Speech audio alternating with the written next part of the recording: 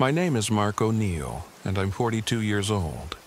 This happened in late summer, when I decided to leave behind the ghosts of my past and seek solace in the wild heart of northern Massachusetts.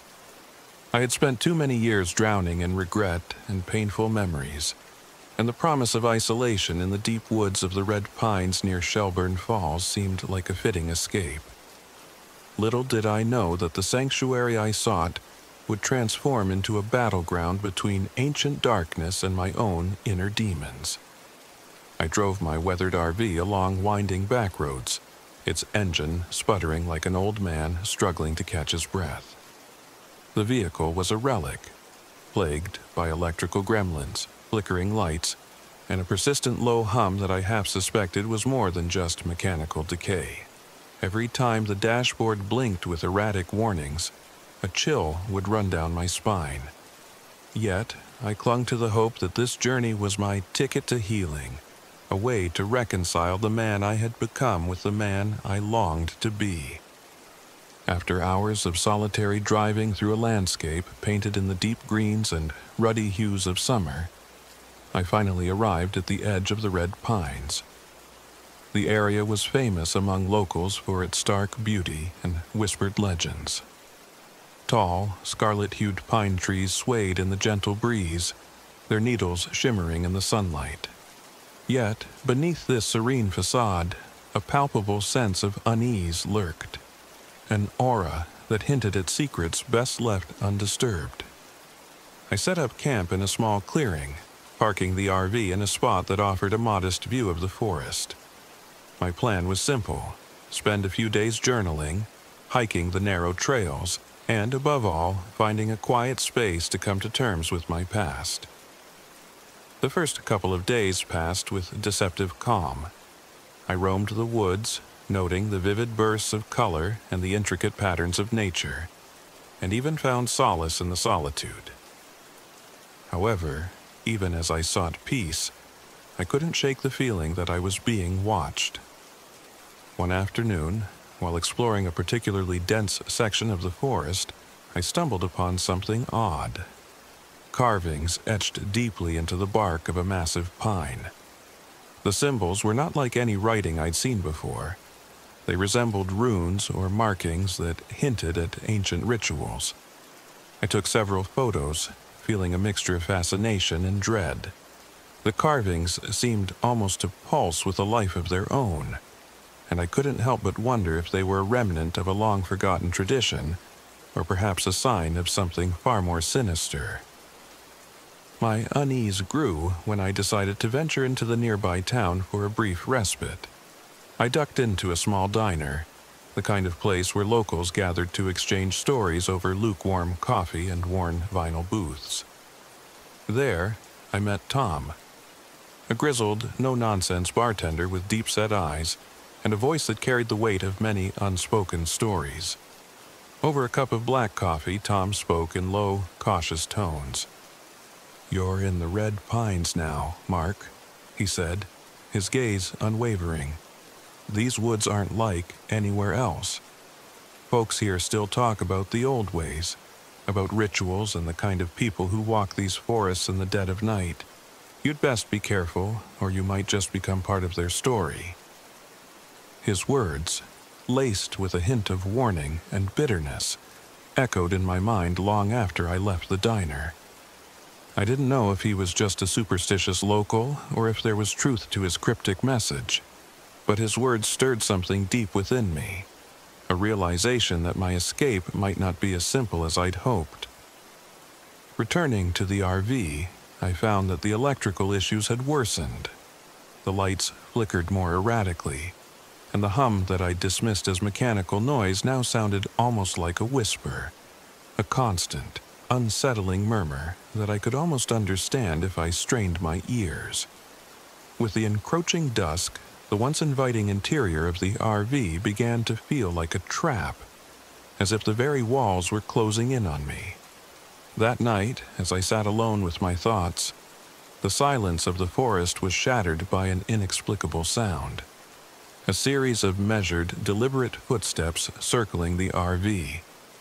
I peered out the window, heart pounding, but the darkness swallowed everything, leaving me with only the unsettling impression that I was not alone.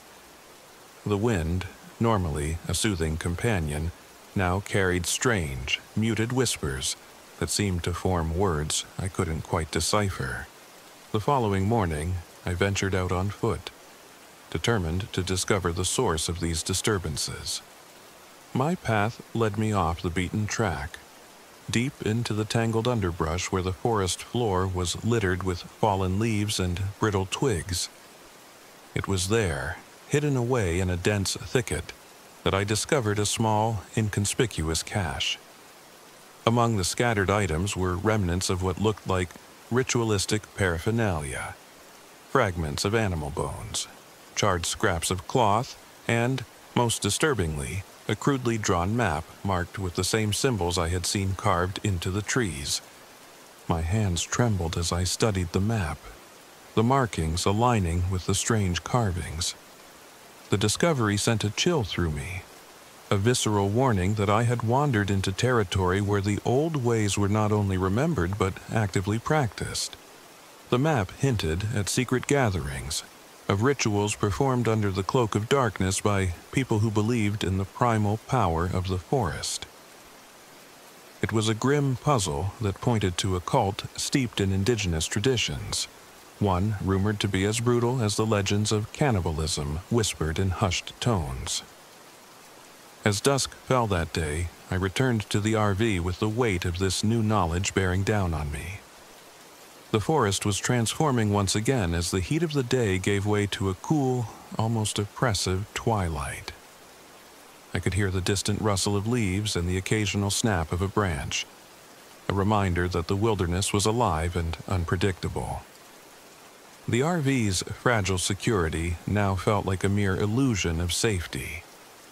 That night, sleep eluded me.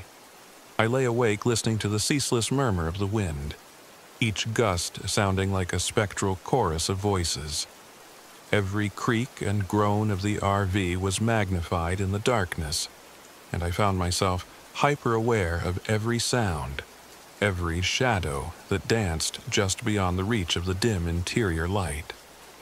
My mind raced with thoughts of Tom's warnings and the disturbing cache I'd discovered.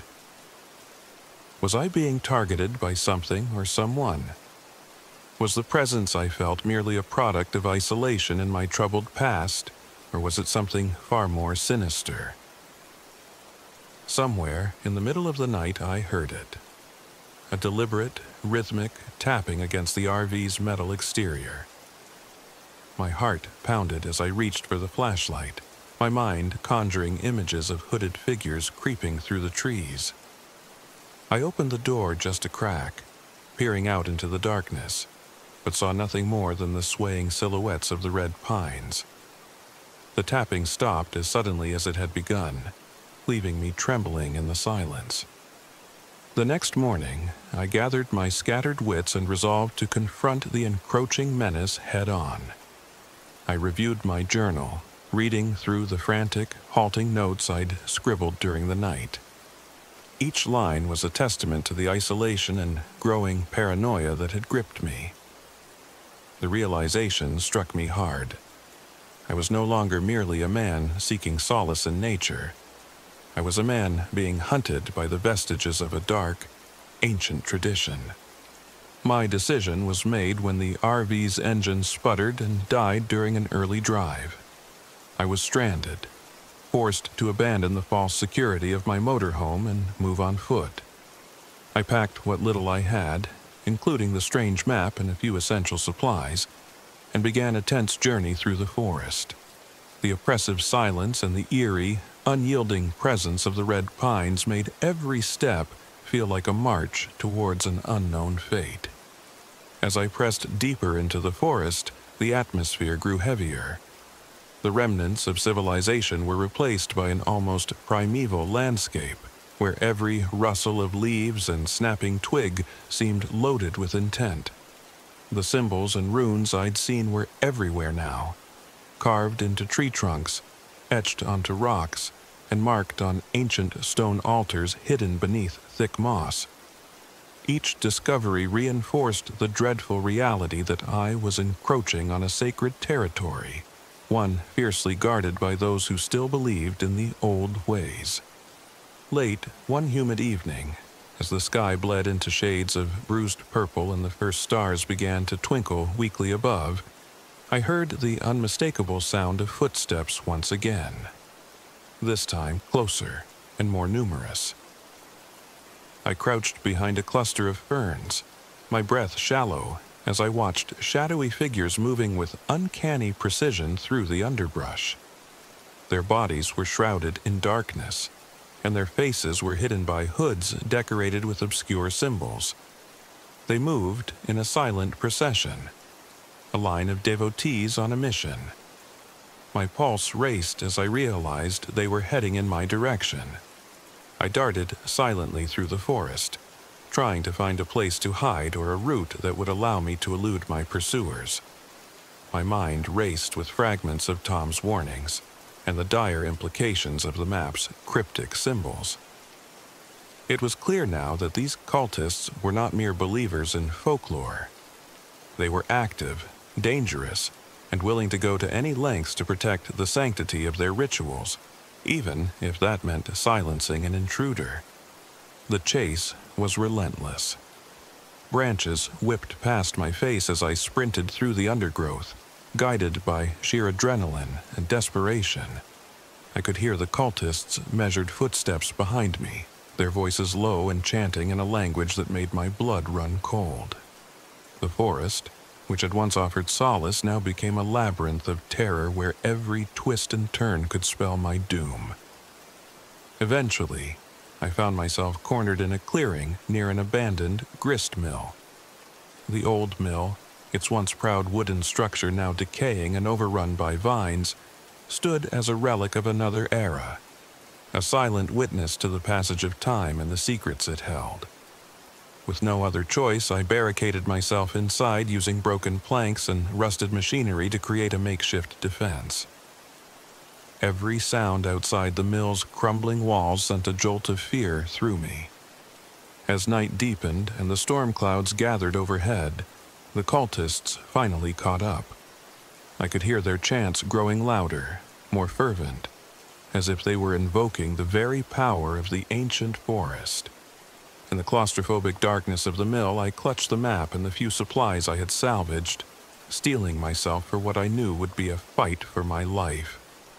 The door of the mill shuddered under a forceful blow, and with each thunderous knock, I felt the boundary between my solitary struggle and the ancient, brutal traditions of the forest blur further.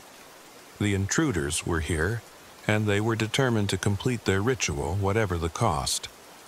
With trembling hands, I rifled through the map for any clues that might offer a way out, a diversion or a ritual that could at least buy me time.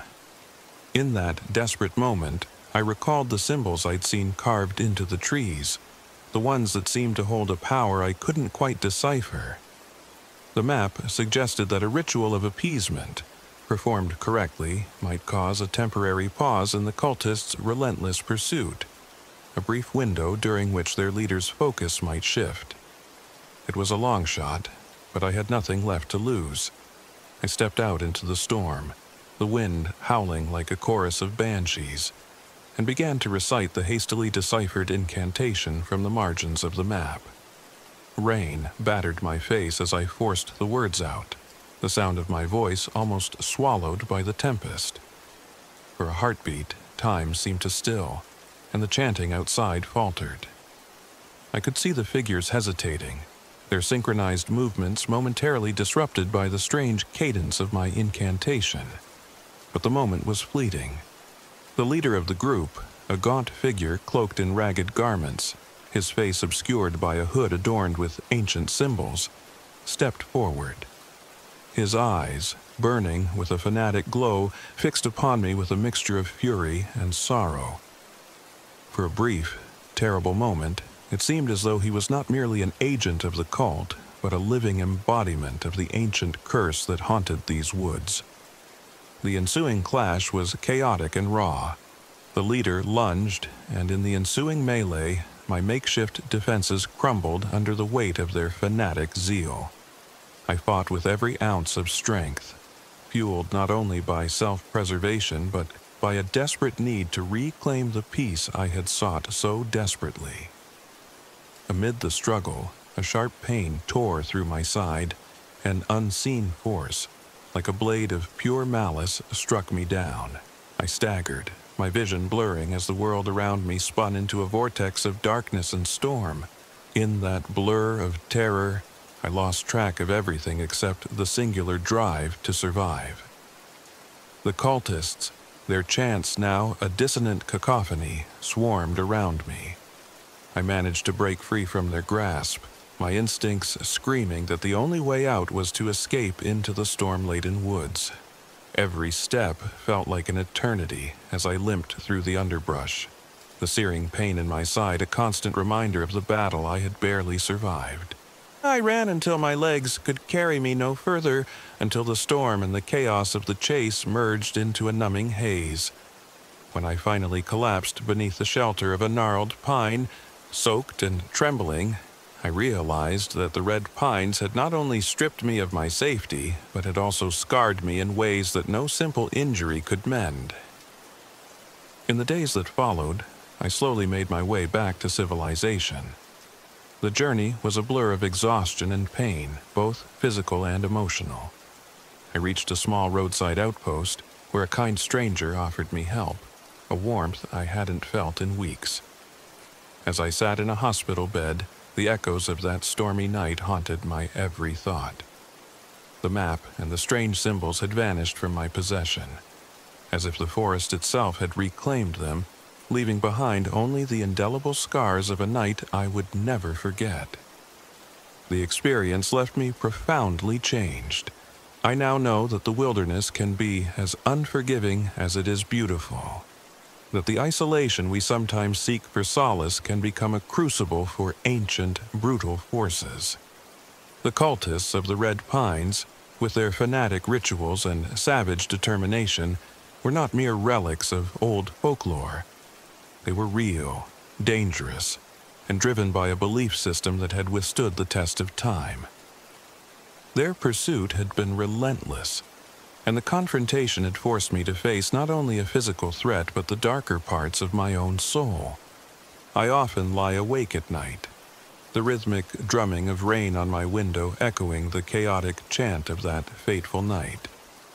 I carry the physical scar on my side as a reminder of the violence I encountered, but the emotional wounds run far deeper.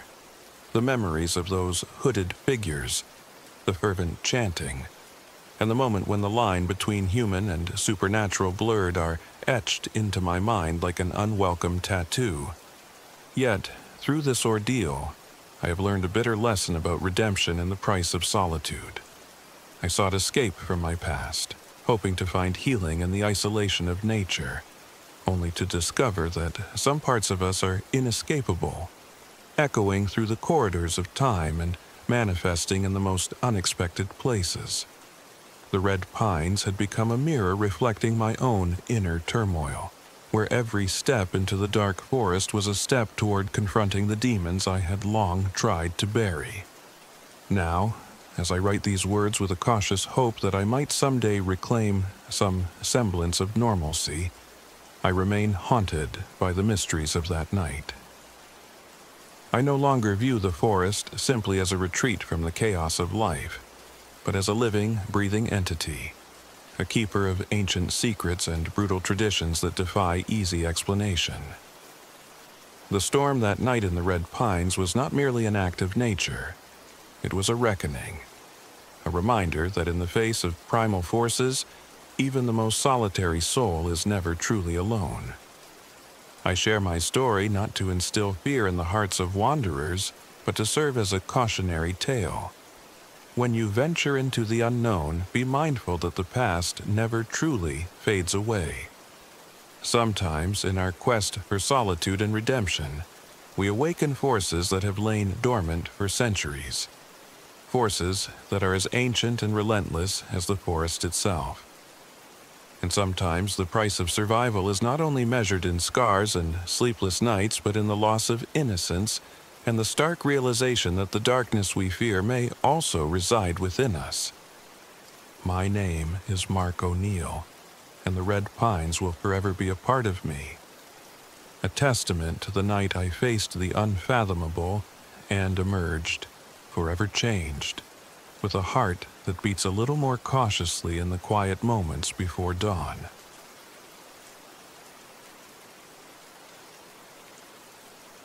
My name is Emily. I'm 32, and this happened one autumn when I needed to escape the relentless pressure of city life. I always believed that a break in nature could heal the deepest wounds, but nothing could have prepared me for the nightmare that unfolded on Hemlock Ridge in the Berkshires. It all began when I decided to organize an RV camping trip with 3 of my closest friends, Mark, Anna, and Tom. I'd long been the practical one among us, the one who took charge in emergencies. Perhaps that's why, despite my reservations, I found myself drawn to the remote beauty of Hemlock Ridge, a place steeped in local lore and the lingering whispers of history. Our goal was simple: to disconnect, bond over shared adventures, and indulge our curiosity about the region's haunted past. We pooled our savings to rent an old RV, a clunky, temperamental relic that had seen better days. From the moment we pulled into the narrow, winding road leading to our campsite, the RV's creaks and groans felt like forewarnings. Mark, ever the skeptic and the comic relief of our group, joked about the RV's character, while I silently counted the miles until we reached our destination. Anna, whose sensitivity often bordered on the mystical, murmured about feeling an unsettled energy in the air. Tom, the free-spirited adventurer with a penchant for risk, simply grinned, his eyes gleaming with anticipation of the untamed wilderness. Our campsite was nestled in a clearing among towering hemlocks, not far from the very edge of Hemlock Ridge. The forest here was ancient and foreboding, its silence punctuated by the occasional rustle of wind through the leaves. I remember thinking how the trees seemed to lean in, as if listening. Our first night was spent setting up camp around the RV, sharing stories and laughter, even as the RV's faulty engine coughed and sputtered in protest. As twilight deepened, a creeping chill began to replace the warmth of our bonfire. I sat outside, sorting through my camera gear and jotting down observations for my travel blog, when I first sensed that something was off. A series of soft, almost musical whispers drifted through the trees. At first, I dismissed them as the wind rustling through the branches, but then I noticed the way the shadows moved, too fluid, too deliberate. I glanced over at Anna, whose face had grown pale. "Do you hear that?" she whispered, eyes wide with unspoken fear. Mark snorted, trying to make light of the situation. "Probably just the wind, or maybe the RV's old pipes acting up," he said. But even his tone held a note of uncertainty. Tom, who usually greeted danger with bravado, fell silent. The laughter that had filled the clearing earlier was replaced by a heavy, oppressive quiet. The first night was punctuated by unexplained flickers of light around our RV, small, transient glows that danced along the edge of our vision before vanishing. I tried to reassure myself by blaming the faulty wiring of the RV's ancient electrical system, but deep down, I knew there was something more at work. The following morning, we decided to explore the nearby trails. The crisp air and vibrant foliage provided a stark contrast to the unnerving atmosphere of the night. We set off along a narrow path, winding through dense woods and past a stream that gurgled with unexpected vigor.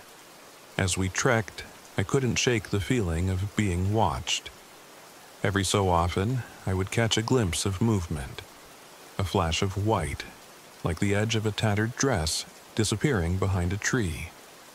I mentioned it to Mark, who scoffed and attributed it to my overactive imagination, yet even he seemed unsettled.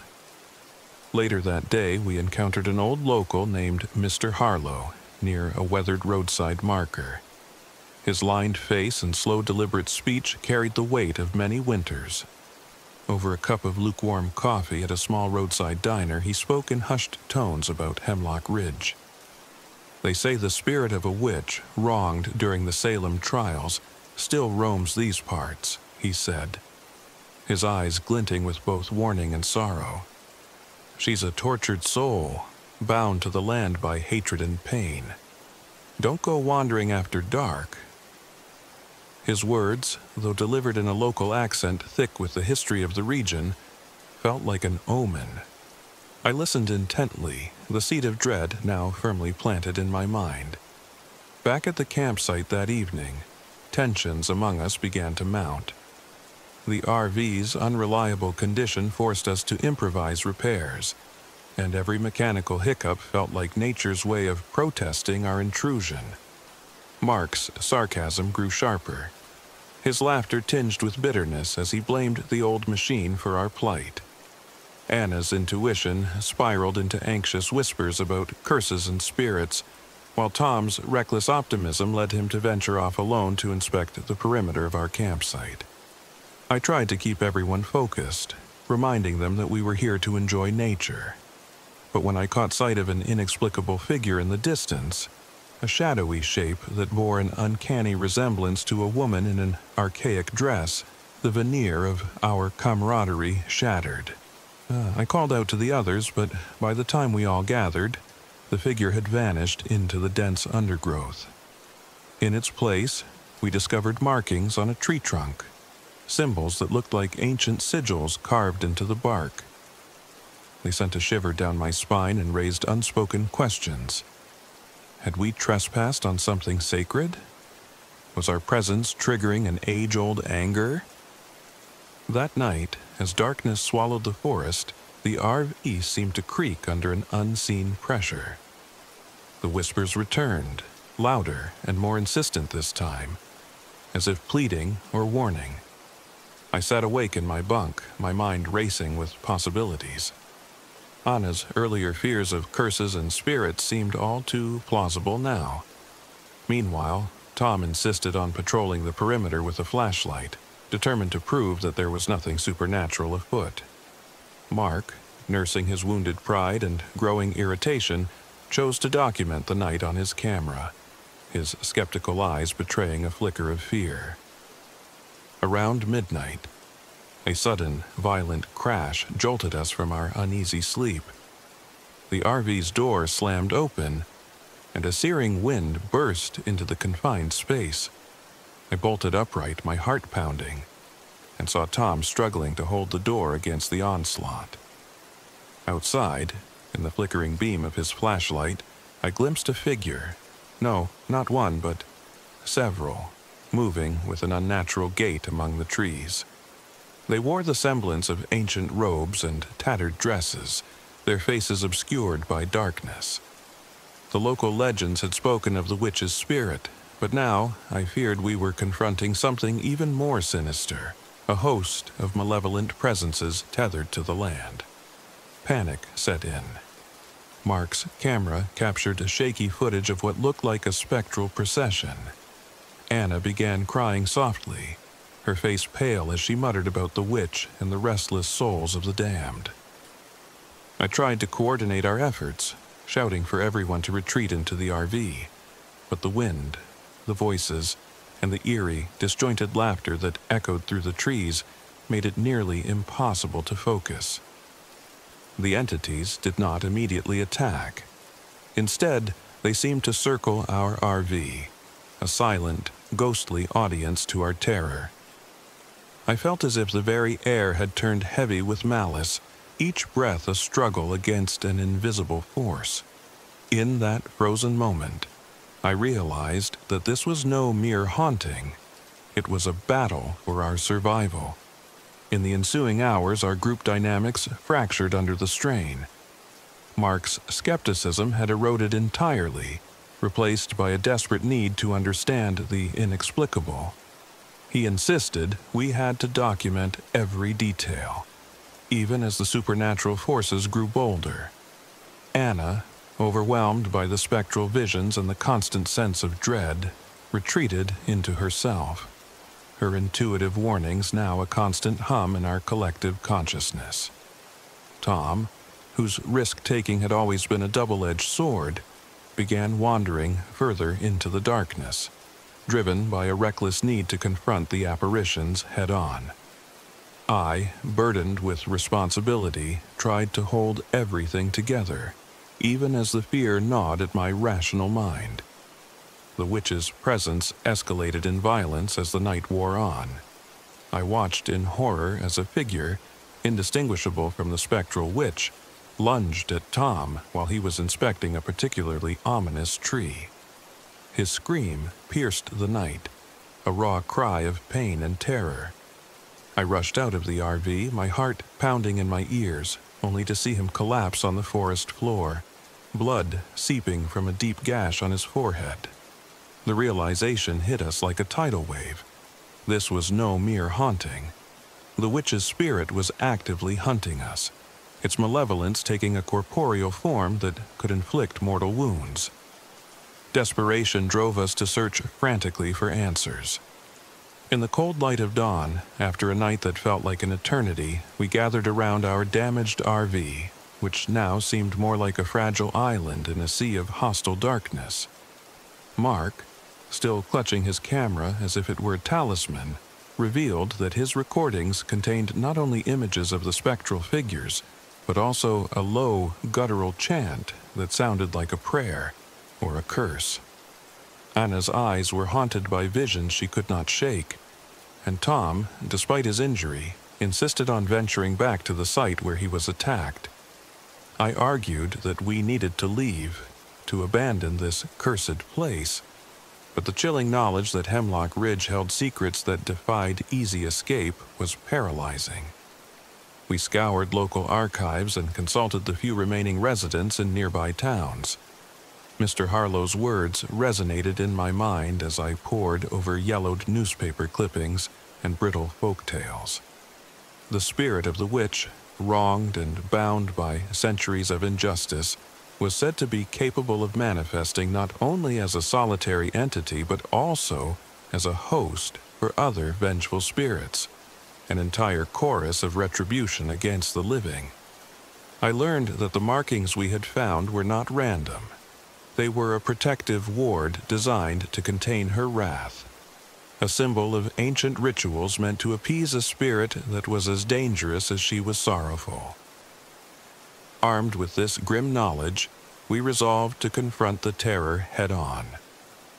We decided to set up a makeshift ward around the RV, sprinkling salt in a wide circle and reciting old prayers passed down through generations of local lore. It was a desperate measure, a last-ditch effort to hold back the supernatural tide that threatened to consume us. That evening, as dusk bled into a moonless night, we huddled together inside the RV, our voices trembling as we chanted in unison. The air around us grew colder still, and for a fleeting moment I thought I saw the witch's spectral figure appear at the edge of the circle, her eyes burning with an otherworldly intensity. The confrontation was inevitable. As midnight approached once more, the oppressive silence was shattered by the sound of snapping twigs and the rustling of leaves. The entities returned, their numbers swelling into an almost tangible force. This time, they were not content to merely circle. They began to pound on the RV, their spectral forms pressing against the thin walls as if trying to break through. A cacophony of wails, whispers, and unearthly laughter filled the air, mingling with the howling wind. In that final, heart-stopping moment, I felt an overwhelming surge of both terror and determination. We were no longer just a group of friends on a misguided adventure. We were survivors, caught in a deadly dance with forces that defied explanation. I grabbed a heavy iron tool from the RV's cramped storage compartment and, with shaking hands, stepped outside to confront the onslaught. Mark's camera flashed as he followed me, documenting every grim moment. Anna clutched her rosary, her eyes filled with a silent plea for divine intervention. Tom, bleeding but unbowed, stood beside me, a testament to both the strength and fragility of our shared resolve. The witch's form loomed before us, more defined now. A spectral woman in a tattered white dress, her expression a twisted mixture of sorrow and rage. For a brief, agonizing moment, our eyes met. I saw in her a reflection of our own desperation, the pain of centuries echoing in her haunted gaze. With a scream that seemed to originate from the depths of time itself, she lunged at us. The clash was brutal and surreal, the boundary between the living and the dead blurred as spectral energy lashed out, battering us with an intensity that defied mortal strength. In the chaos, I managed to drive her back, the iron tool connecting with a force that reverberated through my very soul.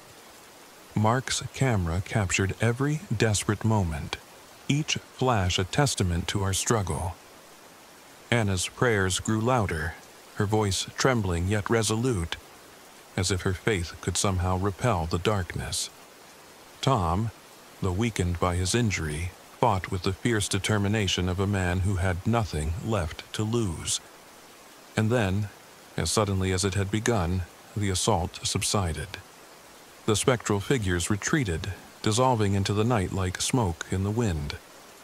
The witch lingered for a few long, agonizing seconds before fading into the darkness, leaving behind a silence that was both eerie and mournful. In that silence, we realized that the witch had not been entirely vanquished.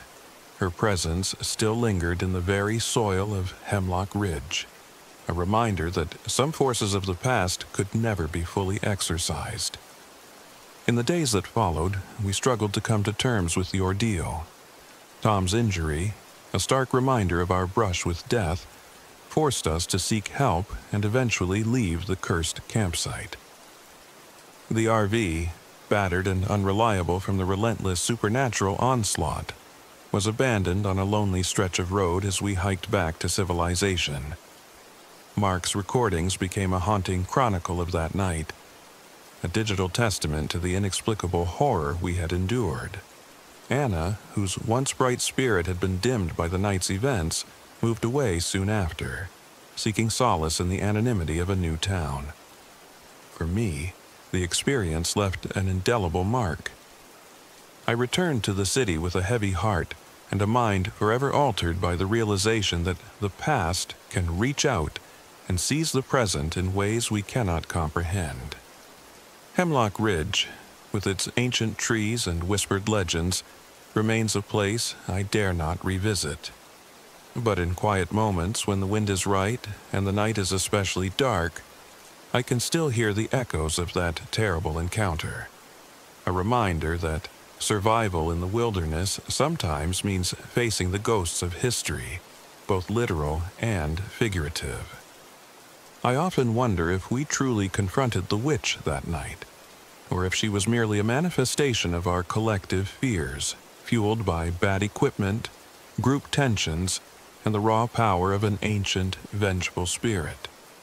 Perhaps the true horror lay in our inability to escape the shadows of our own pasts, the ghosts that haunt us long after the physical threat has passed. Whatever the truth, one thing remains clear. Hemlock Ridge was not just a campsite, but a crucible where our beliefs were tested, our bonds were strained, and our very souls were laid bare before a force beyond human reckoning. Now, whenever I find myself doubting the reality of the supernatural, I remember that cold, relentless night. I remember Tom's scream, the spectral gaze of a tortured soul, and the desperate prayers that echoed through the dark. And though I try to live a normal life, free from the horrors of that encounter, I know that Hemlock Ridge and its cursed legacy will forever be a part of who I am, a reminder that in the vast, indifferent wilderness the past is never truly dead, and sometimes it reaches out to claim its due. In the end, I learned that the survival isn't just about physical endurance or the strength to fix a broken RV. It's about the courage to confront the unknown, the willingness to acknowledge that some mysteries are beyond explanation, and the resilience to carry on even when the darkness seems all-consuming. My name is Emily, and I survived that night on Hemlock Ridge. But as the memories continue to haunt me, I can't help but wonder if somewhere in the silent woods the witch still watches, waiting for the next soul daring enough to disturb the restless dead. And so, I live with the knowledge that true terror is not always a monster that rushes in with violence. It is sometimes a slow, creeping dread, a persistent reminder that our lives are inextricably intertwined with forces far older and more inscrutable than ourselves.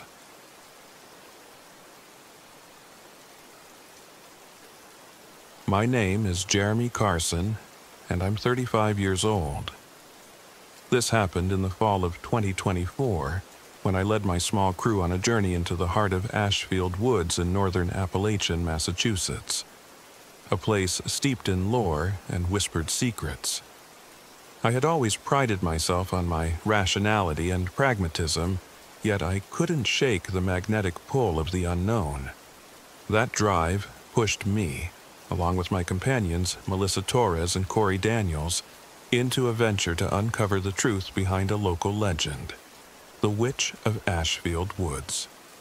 We loaded our aging RV, its engine a patchwork of repairs and its interior cluttered with mismatched equipment, early one chilly October morning in North Adams. I'd spent the better part of the last decade building a reputation as the voice of reason among my friends.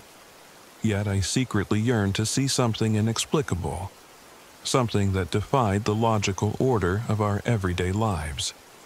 Melissa, our fearless documentarian, had insisted on this trip after reading about mysterious sightings and eerie legends from locals. With her camera constantly at the ready, her expressive eyes sparkled with anticipation every time she mentioned the project. Jeremy, this is our chance to capture something real, something that'll make history, she'd argued, her tone equal parts determination and wonder. Corey, our technical expert and resident joker, handled the RV's equipment.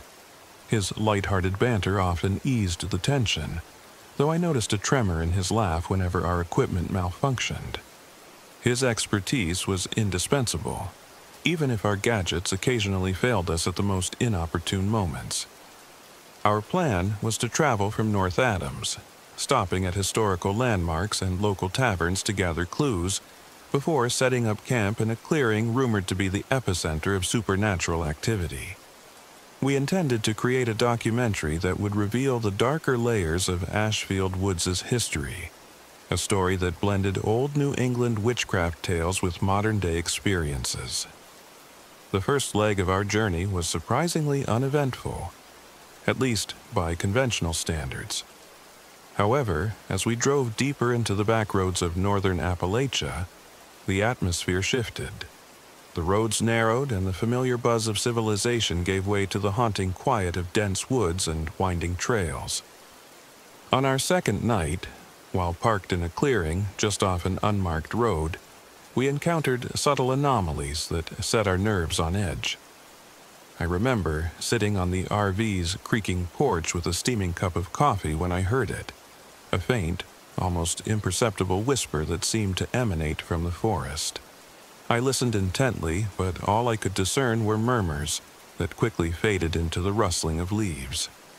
Melissa, ever the sensitive soul, was the first to remark, "Did you hear that? It wasn't just the wind. It was like someone, or something, was speaking our names." The following morning, we discovered odd, ritualistic symbols carved into the bark of a towering oak near our campsite. The markings were intricate, almost as if they were part of an ancient script. Corey shrugged them off with a nervous laugh, attributing them to local pranksters. But deep down, I couldn't shake the feeling that they were a warning, a message left by forces we were not meant to disturb. As our journey continued, the RV began to exhibit more of its notorious unreliability. The engine coughed and sputtered on a steep, winding road, leaving us stranded for a frustrating hour until Corey managed to jury-rig a temporary fix. Our equipment wasn't any better. Melissa's camera intermittently froze, leaving us with large gaps in the footage that she had so meticulously planned to capture. These technical setbacks compounded the mounting tension within our group. Disagreements flared up between Melissa and me. I, ever the skeptic, questioned the validity of the local legends, while she insisted that every unexplained event was a piece of a larger puzzle. "We're on the cusp of something extraordinary, Jeremy," she'd say, her voice trembling with both excitement and fear. Corey's attempts at humor often fell flat in these moments, and his light-hearted quips intended to defuse the situation instead deepened the rift between us. That first night in Ashfield Woods, after a long day of driving and uneasy conversation, the forest came alive with an eerie energy. The thick fog rolled in like a living curtain, swallowing the RV in a shroud of mist. As darkness enveloped us, the RV's interior lights flickered ominously, casting long distorted shadows on the walls. I was the first to sense that something was deeply wrong. Lying in the cramped, lumpy bed of the RV, I awoke to the sound of soft, almost rhythmic scratching at the door. At first, I convinced myself it was merely a branch tapping against the metal in the windy night. But, as the scratching grew louder and more deliberate, a chill crawled up my spine. I called out quietly to Melissa and Corey, but they were lost in their own uneasy dreams. Summoning my courage, I got up and opened the door. There, in the murky darkness, I caught a glimpse of a figure. A woman in a tattered dress, her eyes glinting with a sorrowful yet piercing intensity. The apparition stood silently, as if watching, before fading into the shadows. My heart pounded so violently I thought it might shatter. I retreated back inside, closing the door with trembling hands. Melissa was the first to break the silence the next morning. "I recorded something last night," she said, showing me the grainy footage on her camera. In it, a barely visible, ghostly figure drifted through the mist. I stared at the screen, my skepticism waning as dread took hold. By the time we reached the central area of Ashfield Woods, our unease had grown into palpable tension. Locals in the nearby town offered cryptic warnings about the forest. At a dimly lit diner in a small Ashfield hamlet, an elderly man leaned in close, his eyes haunted. "Don't go too deep, boys," he murmured. "There's a witch in those woods. They say she protects the secrets of the land, and she won't take kindly to intruders." His words sent a shiver down my spine. We soon learned that the witch wasn't a mere passive spirit, but a vengeful force rooted in the dark history of Massachusetts witch trials. Her legend had been passed down through generations, a cautionary tale of retribution and ancient curses. According to local lore, she had once been a woman wronged by the very community that now whispered her name in fear. In death, her spirit had grown bitter and malevolent, determined to exact vengeance on anyone who dared disturb her sanctuary. With each passing day, the strange phenomena around our campsite grew more intense. The flickering lights, unexplained sounds, and mysterious symbols soon culminated in violent encounters. One evening, as we gathered around a makeshift campfire, the forest erupted in chaos. The sound of frantic footsteps and low guttural chants filled the air, as if the very trees were whispering in unison. It was then that the witch made her presence unmistakably known. A surge of cold wind knocked over our chairs, and Melissa's camera captured a scene that none of us would soon forget. A figure cloaked in shadow, its eyes burning with an unnatural light, emerging from the trees like a wraith. I could see the fury in its gaze as it advanced slowly toward us, leaving no doubt that this was no ordinary haunting. In the ensuing pandemonium, group tensions reached a breaking point. I argued with Melissa about our next course of action. "We need to document this, to understand what we're dealing with," she insisted, her voice desperate. "No, we need to get out of here before it's too late," I countered, the pragmatist in me telling me that our survival was paramount. Corey's usually reassuring humor was replaced by anxious murmurs, and I could see the strain on his face as he worked frantically to stabilize our failing equipment. Determined to make sense of the chaos, we sought help from a reclusive local historian who lived on the edge of town. His small, cluttered cabin was filled with dusty tomes and artifacts from a bygone era. With a voice that trembled with both fear and authority, he recounted the legend of the witch. "She is not merely a ghost. She is a spirit of vengeance, a force that defends the old ways," he explained. "There is an ancient rite that might appease her wrath, but it must be performed with great care and sacrifice." Armed with this new knowledge, we returned to the forest, our resolve hardened by the realization that our lives depended on it. The historian's instructions were cryptic, a blend of archaic chants and symbolic gestures that required us to confront our own inner demons as much as the supernatural threat outside. That fateful night, under a moon obscured by swirling fog, we prepared for the ritual at the clearing that had become our temporary refuge. The atmosphere was electric with tension, and the air felt charged with unseen energy. Melissa's camera hung from her neck as she documented every moment, her hands shaking but determined. Corey rigged a makeshift defense system using parts from the RV, ensuring that we had every possible edge against the encroaching darkness. As we began the ritual, I led the chant, my voice echoing through the silent trees. The words felt ancient and heavy, carrying with them the weight of centuries of pain and retribution. For a moment, the forest seemed to hold its breath.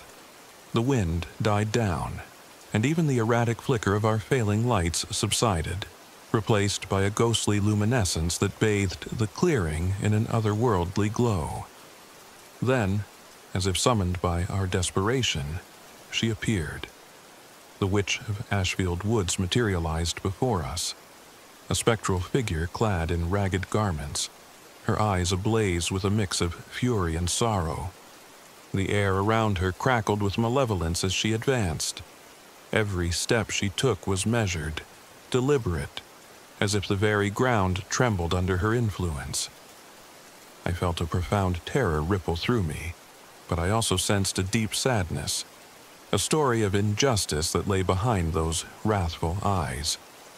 For a split second, I wondered if she was simply a guardian of a sacred secret, driven to madness by centuries of persecution. Yet, her next actions dispelled any such thought. With a sudden, violent burst of energy, she lashed out, sending debris and shattered fragments of our makeshift defenses flying through the air. Melissa screamed as a gust of wind knocked her off her feet, and Corey's frantic shouts merged with the rising cacophony of nature's fury. I stood firm, clutching the ancient talisman the historian had given me, a small, weathered amulet inscribed with symbols that glowed faintly in the darkness. My heart pounded as I continued the chant, each word a desperate plea for mercy, for understanding, for a way to end this nightmare without sacrificing ourselves entirely. The witch's attacks grew increasingly violent. Shadows danced around her as if in tribute, and the very trees seemed to contort in agony. In the midst of this chaos, I could almost discern the tortured echoes of past wrongs, the voices of those wronged by her, now forever bound to her spectral existence. It was as if the witch was not merely a villain in a tale, but a manifestation of nature's and history's collective pain. In that critical moment, our survival depended on unity. Melissa, her eyes wide with terror yet resolute, recovered and joined in the chant, her voice weaving seamlessly with mine. Corey, usually the joker, abandoned his jokes and instead became our anchor, his technical acumen guiding him as he adjusted our equipment to emit frequencies that, according to local lore, might disrupt malevolent energies. The ritual reached its zenith as the witch's fury met our determined chorus. A sudden, blinding flash of light and a roar that seemed to split the night shattered the tension. The force of the blast sent us sprawling, and for a moment I lost all sense of time. When I came to, the spectral figure was receding into the fog, her furious gaze lingering long enough to imprint itself upon my soul before vanishing into the darkness. In the eerie silence that followed, we huddled together in the clearing, our breaths ragged and our hearts pounding in unison. The forest around us felt different now, less hostile, as if the violent spirit had been momentarily quelled. We knew that our lives would never be the same. The experience had torn down our carefully constructed barriers of skepticism and humor, replacing them with a raw, unfiltered understanding of a supernatural reality that defied explanation. Though our equipment remained unreliable, and our RV continued to groan under the strain of its many faults, we had managed to capture something extraordinary. Melissa's camera, despite its earlier malfunctions, had recorded the most pivotal moments of our encounter, and Corey's quick thinking had kept us one step ahead of the relentless darkness. Yet, as I sat there in the cold, lonely clearing, I couldn't shake the knowledge that the witch's presence had not been fully banished, only appeased, if only temporarily. The historian's warning echoed in my mind, that the witch was a guardian of the ancient ways, a force of nature born out of injustice and sorrow, and that any attempt to disturb her domain would come at a steep price.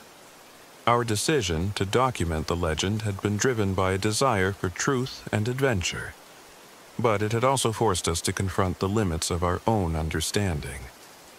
In the days that followed, as we made our way back toward North Adams, the journey was markedly different. The winding roads and dense forests no longer seemed like mere backdrops to our adventure. They had become living entities, imbued with histories and secrets too profound for ordinary minds. Melissa's once optimistic chatter was now tempered with a sober acknowledgement of the forces we had encountered, while Corey's humor was interlaced with moments of quiet reflection. Even I, the skeptic and pragmatist, found myself haunted by memories of that night and questioning the boundaries of reason. We arrived back in North Adams with more than just footage and stories. We carried with us an indelible mark of a reality that defied logic. Our documentary project became a testament not only to the supernatural but also to the human spirit's capacity to confront its deepest fears. The legend of the Witch of Ashfield Woods had transformed from a mere tale into a lived experience, one that had tested our bonds, our courage, and our resolve. I often reflect on that night as I move through life with a new awareness.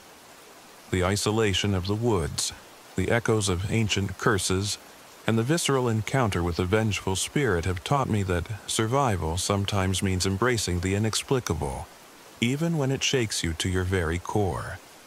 And though the witch may yet lurk in the depths of Ashfield Woods, waiting for another unwary soul to trespass upon her domain, I now understand that some legends are not meant to be fully unraveled, only respected. In the quiet hours of my nights now, long after we've returned to the routines of everyday life, I sometimes hear the faint echo of that ancient chant. It's a reminder that the world is larger and far more mysterious than our everyday experiences suggest. I've learned that true survival isn't merely about escaping physical danger. It's about facing the truths hidden in the shadows of our own hearts, accepting that there are forces beyond our control, and sometimes making peace with the darkness. As I write this, I know that the memory of the witch, of that fearsome night in Ashfield Woods, will never leave me. It has become a part of who I am, a reminder that even the most rational of souls can be touched by the extraordinary, and in that touch, we are all forever changed.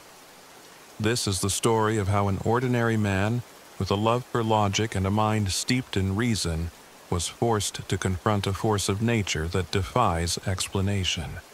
It is a tale of tension, fear, and ultimately the fragile unity that is forged in the crucible of supernatural terror. The witch of Ashfield Woods may have receded into the darkness that night, but her legacy endures.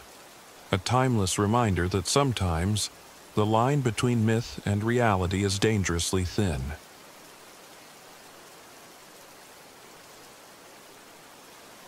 My name is Alexander Reed, and I'm 42 years old. This happened in the winter of 2024, when I set out alone in my creaking old RV toward the remote outskirts of Williamstown, Massachusetts, deep into the frozen expanse of the Berkshires. I was a writer, a solitary one at that, seeking solace and a spark of inspiration after a string of personal tragedies had left me adrift. Little did I know that the wilderness held secrets as dark and bitter as the memories I was running from. I left behind the small town I once called home, my mind weighed down by guilt and loss. My RV, a relic of better days, had been my sanctuary and my prison. Its engine sputtered and coughed with every mile, a constant reminder of my unreliable state. As I navigated the narrow, snow-lined roads, I fought to keep my focus on the journey ahead. I had heard local rumors of a malevolent presence in these woods, but I dismissed them as superstitions born of isolation and harsh winters. My only plan was to find peace and maybe write something true about the nature of solitude. However, the RV's mechanical issues soon escalated. One bitterly cold evening, while driving along an abandoned road, the engine began to stutter. I pulled over, my breath fogging in the frigid air, and tried to coax it back to life. Every repair I attempted felt like a battle against time, and by the time I managed a temporary fix with some makeshift engineering, night had fallen completely. The freezing wind howled outside, rattling the fragile metal shell that was my temporary home on wheels. That very first night in the Berkshires, as I parked near a sparse clearing off an unmarked road, the isolation of the landscape began to gnaw at me. I had barely set up a small heater inside the RV when I first heard it. A distant, unearthly howl that did not match any sound of a known animal. At first, I thought it was simply the wind playing tricks with the old pipes of my RV, but there was an unsettling quality to it, as if the sound were a call from something far beyond human comprehension. Unable to sleep, I wrapped myself in a threadbare blanket and stepped outside into the darkness. The cold bit at my skin, and my eyes strained to see beyond the veil of swirling snow. In the pale light of a crescent moon, I caught a fleeting glimpse of a gaunt, shadowy figure moving between the skeletal trees. I blinked, and it was gone, swallowed by the night. My heart pounded with an inexplicable dread, and I retreated back inside, bolting the door behind me. The next morning, in the weak light of dawn, I ventured out on foot to stretch my legs and clear my mind. As I trudged through a blanket of fresh snow, I noticed something that made me stop in my tracks. Carved into the rough bark of a towering pine were ancient symbols, runes and glyphs that pulsed with an aura of mystery. The markings were deliberate, almost ritualistic, and I felt a chill seep into my bones. I knew then that these woods were steeped in more than just the chill of winter. They held echoes of an older, darker time.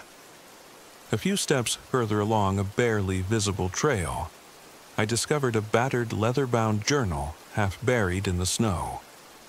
Its pages, yellowed with age, detailed the harrowing experiences of a previous camper who had spoken of monstrous encounters in these very woods. The entries were frantic, filled with descriptions of a creature that stalked the night, a beast born from native folklore, part man, part horror. My pulse quickened as I read the final entry, which ended abruptly with a warning scrawled in trembling handwriting. The Wendigo. It is coming. Over the next few days, the isolation of the winter landscape pressed in on me. My RV continued to protest with mechanical failures, and with each passing night the eerie sounds grew louder and more insistent. I began to see tracks in the snow, deep, elongated prints that seemed too large and too deliberate to belong to any known animal. At times, I would catch a glimpse of a gaunt, almost spectral silhouette lurking at the edge of the tree line. These encounters shattered my initial rationalizations. The local legend of the Wendigo, once relegated to myth, now loomed before me as a terrifying possibility. The Wendigo, according to the journal and whispered lore from the area, was a creature that embodied nature's raw brutality and the darkest recesses of the human soul. It was said to be the physical manifestation of greed, starvation, and despair, an entity that prowled the snowy wilderness in search of those who strayed too far from the safety of civilization. I could feel the weight of that legend pressing down on me as each day bled into the next, leaving me more isolated and haunted by memories of my own inner darkness. As night fell on my third day, the howling intensified. I huddled inside the RV, its walls creaking under the relentless gusts of wind. I tried to write, to capture the surreal terror of the situation, but my thoughts were interrupted by the unmistakable sound of footsteps crunching in the snow outside. I froze, listening as the footsteps paused just beyond the thin glass of the window. For a moment, I dared to believe it might be a lost traveler. But then the window trembled as if struck by a heavy blow, and I knew that I was not alone. That night marked a turning point. The RV, once a sanctuary, now felt like a fragile barrier between me and an encroaching nightmare. The creature's presence seemed to seep through the walls, a relentless reminder of the legend that now haunted me. I attempted to fix the heater again, but in my frustration and exhaustion, I made little progress. With the temperature plummeting and my supplies dwindling, I was forced to consider abandoning the RV and facing the elements on foot. With a heavy heart and a mind clouded by fear, I left the relative safety of the RV the following morning. I trudged through knee-deep snow, relying on the scant clues left by the journal and the cryptic symbols on the trees to guide me. Each step felt like an act of defiance against the malevolent force that stalked these woods, a desperate bid to outrun not just the creature, but the ghosts of my past that whispered in the howling wind. My internal struggle grew as the external terror of the wilderness amplified my feelings of guilt and regret. Every shadow, every gust of wind became a mirror reflecting the dark corners of my soul. I was no longer sure whether the horror I faced was entirely external, or if my own inner demons were manifesting in the form of this monstrous apparition. The line between reality and madness blurred with every passing moment, and I found myself questioning my sanity even as the evidence of the Wendigo became undeniable. One frigid night, in a snow-blanketed clearing that seemed to exist outside of time, I reached the point of no return. I had made camp using the remnants of my RV's equipment, a haphazard collection of metal scraps, old wiring, and a few tools that I hoped would serve as makeshift defenses. I set up a small, crackling fire, its light a feeble barrier against the encroaching darkness. I knew that this night, alone in the frozen wilderness, would determine my fate. As the wind howled and the temperature dropped to a bone-chilling low, I could hear the unmistakable sound of heavy, deliberate footsteps approaching. The ground seemed to tremble beneath the weight of something immense. My heart pounded in my chest as I clutched an old rusted shovel and an ice axe, meager weapons against an unknown terror. Then, emerging from the swirling snow, I saw it. The Wendigo stood before me, gaunt and otherworldly, its emaciated form draped in tattered fur and ice. Its eyes, burning with a cold, unearthly light, fixed on me with a hunger that went beyond mere starvation. The creature exuded an aura of despair and fury, as if it were not only a hunter but also a living embodiment of the endless winter of my own grief. The creature's approach was measured and inevitable. I backed away slowly, every step a prayer to escape the fate that seemed written in the ancient texts of native lore. But the Wendigo was relentless. It let out a bone-chilling roar that resonated deep within my bones, a sound that was both a warning and a lament. The creature lunged, and I barely managed to sidestep its grasp, stumbling in the deep snow as it closed in on me with terrifying speed. In that desperate moment, I remembered the journal's frantic entries, the words of warning that had been my only guide in this nightmare. I fumbled in my pocket for a small pendant, a token I had found earlier among the relics in the RV, its surface etched with symbols that matched those carved into the trees. With trembling hands, I clutched it tightly, as if it were my only shield against the darkness. The confrontation that ensued was a blur of frozen fury and primal terror. I swung the ice axe wildly as the Wendigo circled me, its movements eerily graceful despite its monstrous form. The snow churned beneath our struggle, and for a moment it seemed as though the very earth was recoiling from the unholy spectacle. I felt the creature's icy breath on my face, its claws scraping against my side. Pain exploded through me, and I cried out, not just in physical agony, but in a deeper, soul-wrenching despair. As we grappled in the cold, my mind raced with memories of my past, of lost love, shattered dreams, and the relentless guilt that had driven me into the arms of isolation. In that moment, the Wendigo was no longer just a creature from ancient lore. It was the living embodiment of every regret, every sorrow I had ever harbored. I realized that to survive, I had to confront not only the beast before me, but also the inner darkness that had made me vulnerable. Summoning every shred of strength, I began to recite fragments of an old incantation that I'd read in the journal, a desperate, half-remembered plea for mercy from forces older than time. My voice, raw and trembling, mingled with the howling wind. The pendant in my hand began to glow faintly, as if resonating with the words I spoke. For a few agonizing moments, time seemed to stand still, the clearing bathed in an eerie, pale luminescence that offered a fleeting hope. The Wendigo hesitated, its eyes flickering with something akin to recognition or sorrow. It let out a low, mournful wail that echoed through the forest, a sound that carried both menace and profound sorrow. I pressed on with the incantation, my voice growing steadier even as my body ached from the struggle. The creature recoiled, its form wavering like a mirage in the bitter cold. Then, with a final, shuddering roar that split the silence, it turned and melted back into the swirling storm of snow and shadows.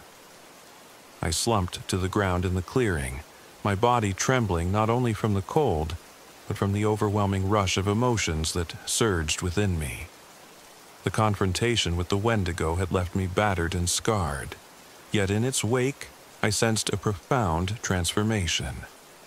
In the moments that followed, as the wind slowly died down and the oppressive presence receded, I allowed myself a brief respite. I gathered what strength I had left and made my way back toward the direction of my RV, though I knew that my sanctuary there was now a relic of the past. In the days that followed, I trekked through the frozen wilderness with a mixture of relief and lingering dread. Each step was a reminder of the encounter, each gust of wind a whisper of the creature's mournful cry. I managed to repair a few more components of my RV along the way, though I knew deep down that the machine's frailty was a metaphor for my own battered spirit. The isolation of the Berkshires had forced me to confront not only a supernatural terror but the darkest parts of my own soul. I began to document every detail in my journal, each entry a cathartic release of the fear, pain, and unexpected clarity I had found in the heart of the frozen wild. The legend of the Wendigo, once an abstract tale told by local elders, had become a living, breathing testament to the brutal interplay between nature and the human condition. I wondered if the creature had been a curse, a punishment for those who dared to forget the old ways, or perhaps a mirror reflecting the horror within me. As I eventually made my way back to civilization, the memory of that winter night remained a constant companion. The encounter had left me with scars that were not just physical but spiritual, a reminder that sometimes the most relentless battles are fought within. I carried the glowing pendant with me as a talisman, a symbol of the fragile line between light and darkness, hope and despair. Now, as I sit in a small, quiet room in a modest town near Williamstown, I continue to write. My hands still tremble when I recall the Wendigo's mournful wail and the desperate incantations that saved my life. I have come to understand that survival in the wild is not merely about physical endurance. It is about confronting the ghosts that linger in the shadows of our own minds. The frozen wilderness taught me that to truly live, one must embrace the cold, unforgiving truths of existence, both the beauty and the horror. I do not know if the Wendigo will return to claim another soul, or if it was simply a manifestation of the profound isolation and inner turmoil that I carried with me. But I do know that I emerged from that winter changed. The echo of that fateful encounter remains with me, a constant, silent reminder that in the depths of isolation, the past is never far behind, and the monsters we fear may be as much a part of us as the air we breathe. And so, my solitary journey through the bitter Berkshires, marked by the relentless howl of winter and the haunting presence of an ancient evil, has become a part of who I am. My story is not one of triumphant victory over a monstrous force, but rather a testament to the fragile resilience of the human spirit in the face of overwhelming darkness.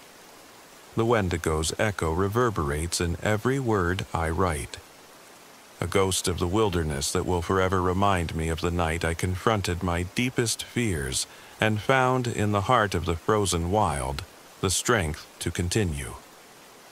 This is the story of my solitary struggle against a creature born of ancient legend. A battle fought in the unforgiving winter of the Berkshires, where nature's fury and the demons within collide in a dance of despair and defiance. It is a tale of isolation, of survival against both external horror and the inner ghosts of regret, and ultimately of transformation.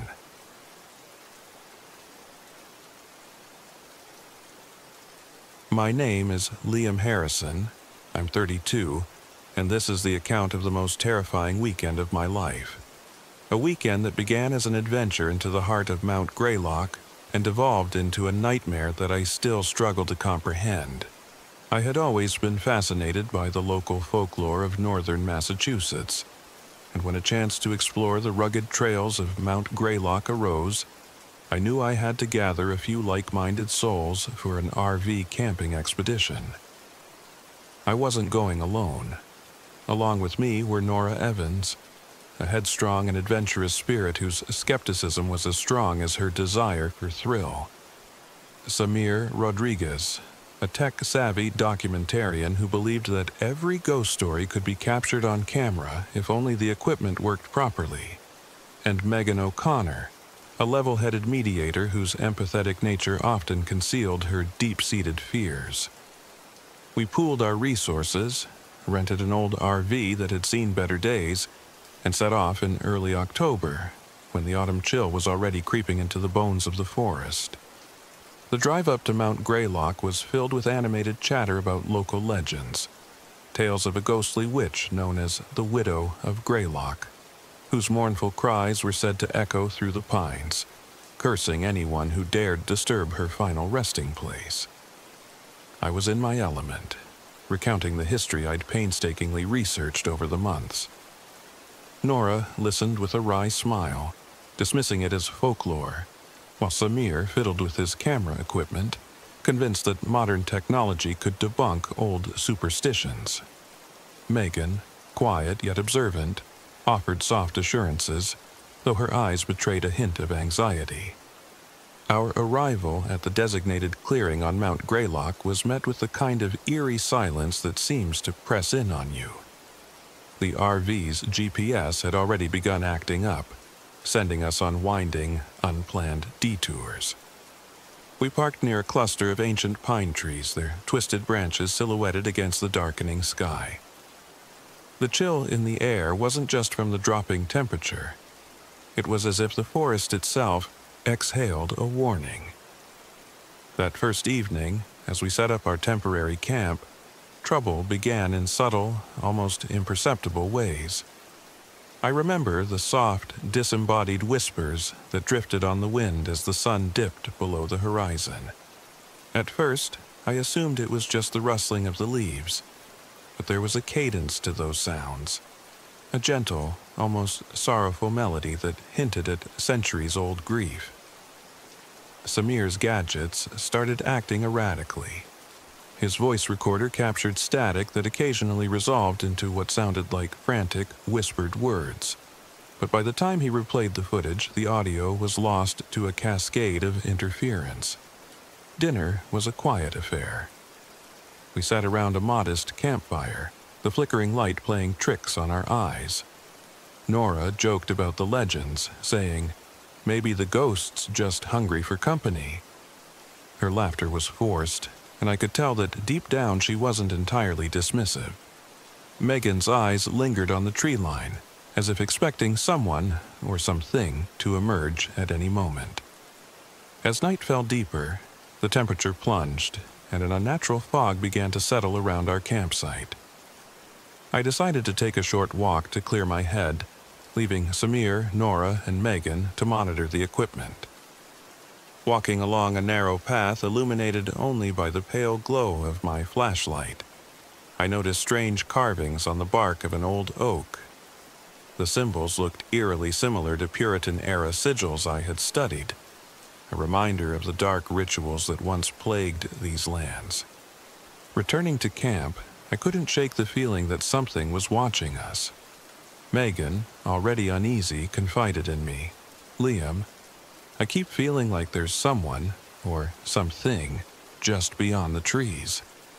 I tried to reassure her, attributing her fears to the isolation and the chill, but even I felt a growing sense of dread. The next morning, we decided to explore a bit further. We loaded our gear into the RV and headed towards a cluster of abandoned buildings we'd heard about from a local historian, a derelict cabin that was said to be the epicenter of the legends.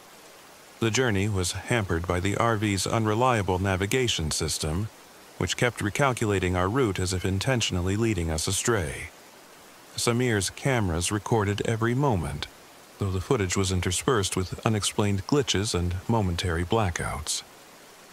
When we arrived, the cabin stood as a crumbling relic of a bygone era. Its windows were shattered, and vines crept up its walls, as if nature itself was trying to reclaim it. Inside, the air was thick with the scent of decay and old smoke. In one corner of the cabin, we discovered a faded diary that detailed the tragic story of a woman accused of witchcraft, a woman who vanished under mysterious circumstances. Her final entries spoke of an entity she referred to only as the Curse, a vengeful spirit that sought retribution on those who disturbed its rest. It was around this time that the true horror began to manifest. As dusk fell on our second night, we were gathered around the campfire outside the cabin, discussing our findings. Suddenly, an unearthly chill swept over us, and the fire flickered violently as if buffeted by an unseen force. The whispers returned, this time louder and unmistakably sorrowful, interlaced with cries of agony. The temperature dropped so rapidly that our breath became visible in the flickering light. I grabbed my flashlight and ventured a short distance from the group to inspect the surrounding woods. There, in the periphery of my vision, I caught sight of a figure, a woman in a tattered white dress, her face obscured by shadows, drifting silently between the trees. I froze, heart pounding, as she seemed to float rather than walk. When I blinked, she was gone, leaving only the echo of her silent plea behind. I returned to the group in a state of shock. Nora, who had been trying to maintain her bravado, now sat in stunned silence, while Samir's equipment emitted a high-pitched whine before shutting down completely. Megan's gentle voice trembled as she asked, "Did you see her too?" It was then that we all realized that what we were experiencing was more than mere folklore. Something truly supernatural was at work. Over the following hours, our situation deteriorated rapidly.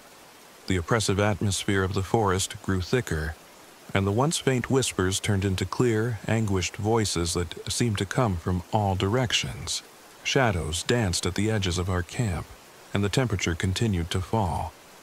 Equipment that we had relied on, like Samir's cameras and our handheld GPS, became completely useless, leaving us with nothing but our instincts and a hastily compiled collection of local legends. The tension among us escalated into heated arguments. Nora's initial dismissal of the supernatural now turned into frantic accusations that we were all being manipulated by an unseen force. Samir, desperate to capture evidence, argued that the solution lay in recording every anomaly, while Megan pleaded for calm and caution. I found myself trying to mediate, recalling every detail of the lore I'd read, hoping that the answers lay in the old stories. Desperation pushed us to explore every lead.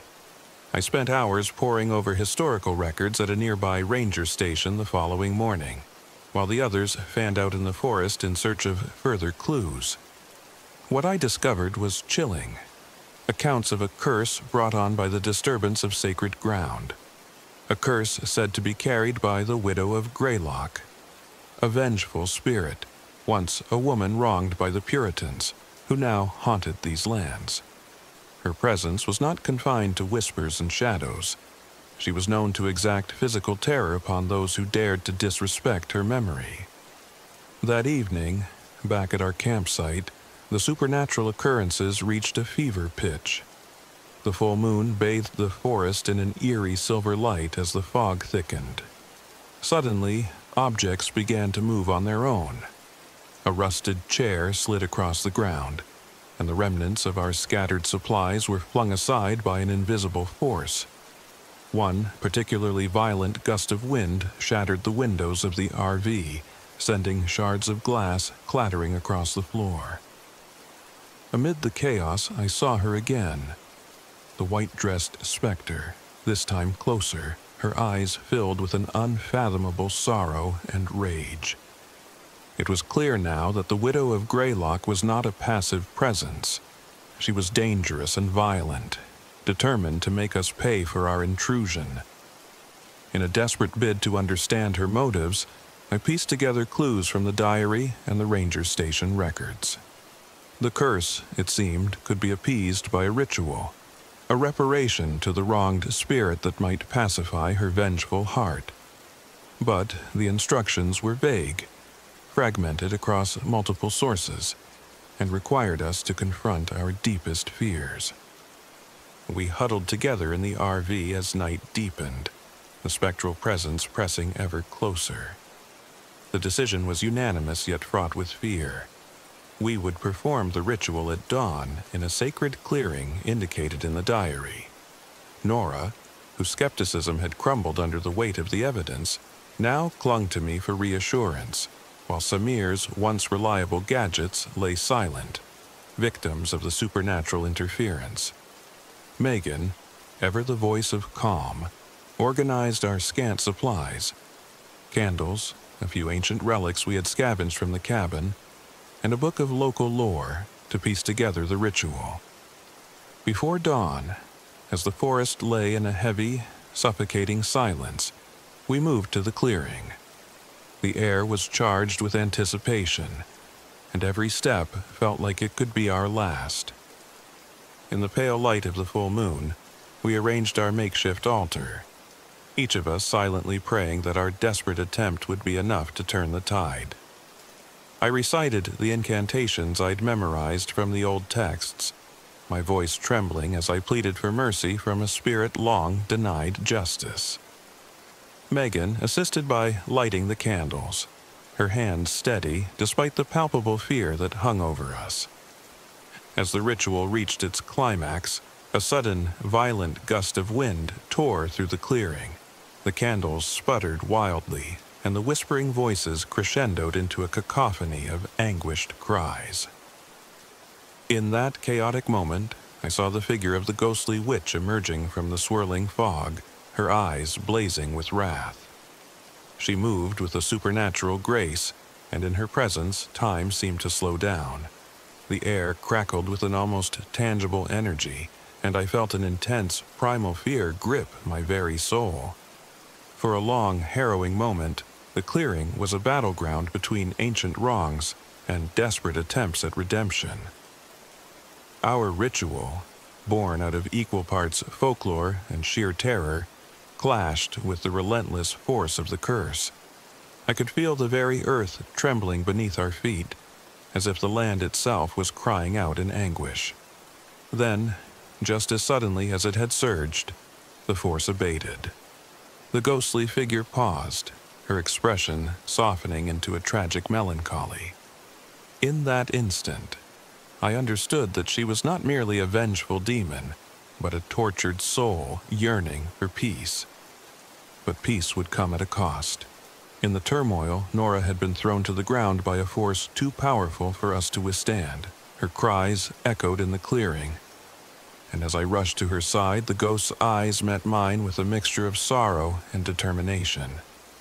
It was as though she was asking for forgiveness, a plea for us to acknowledge the pain of the past and to mend the fractures between the living and the dead. With trembling hands, I reached out and helped Nora to her feet. Megan knelt beside her, administering what little first aid we could muster from our limited supplies.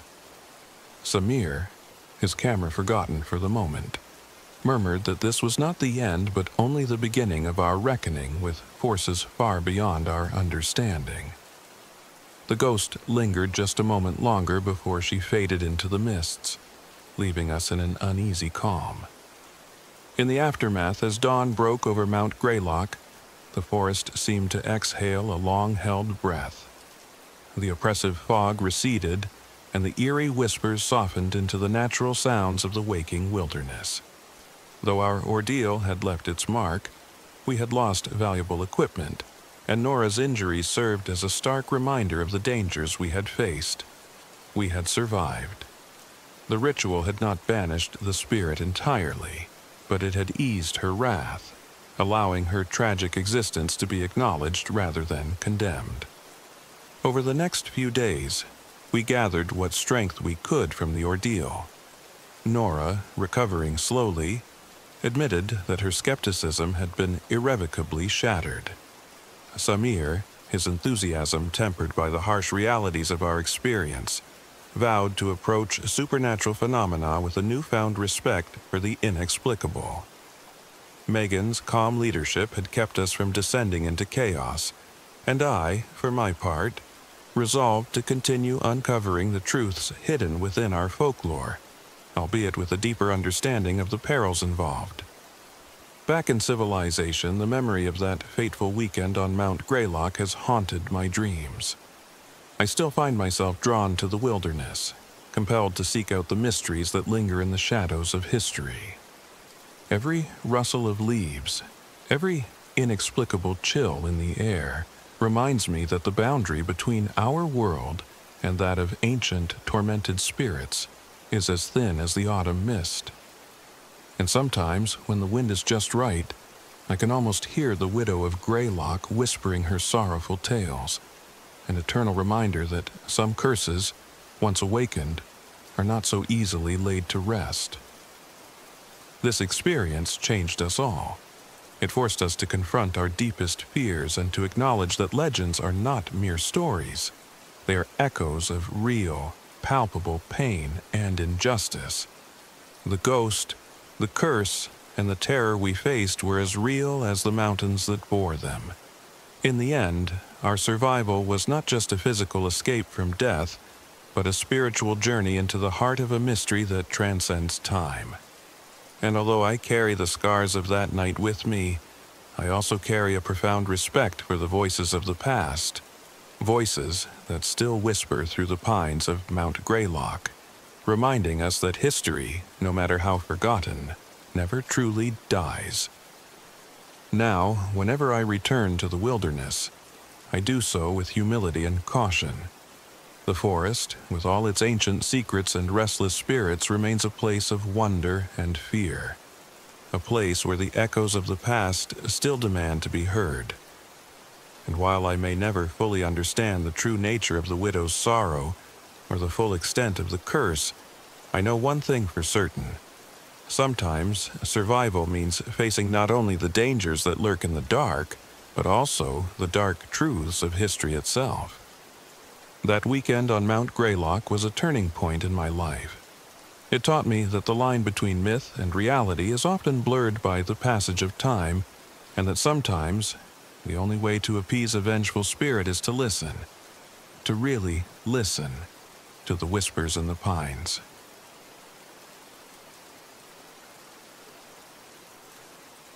My name is Jack Monroe.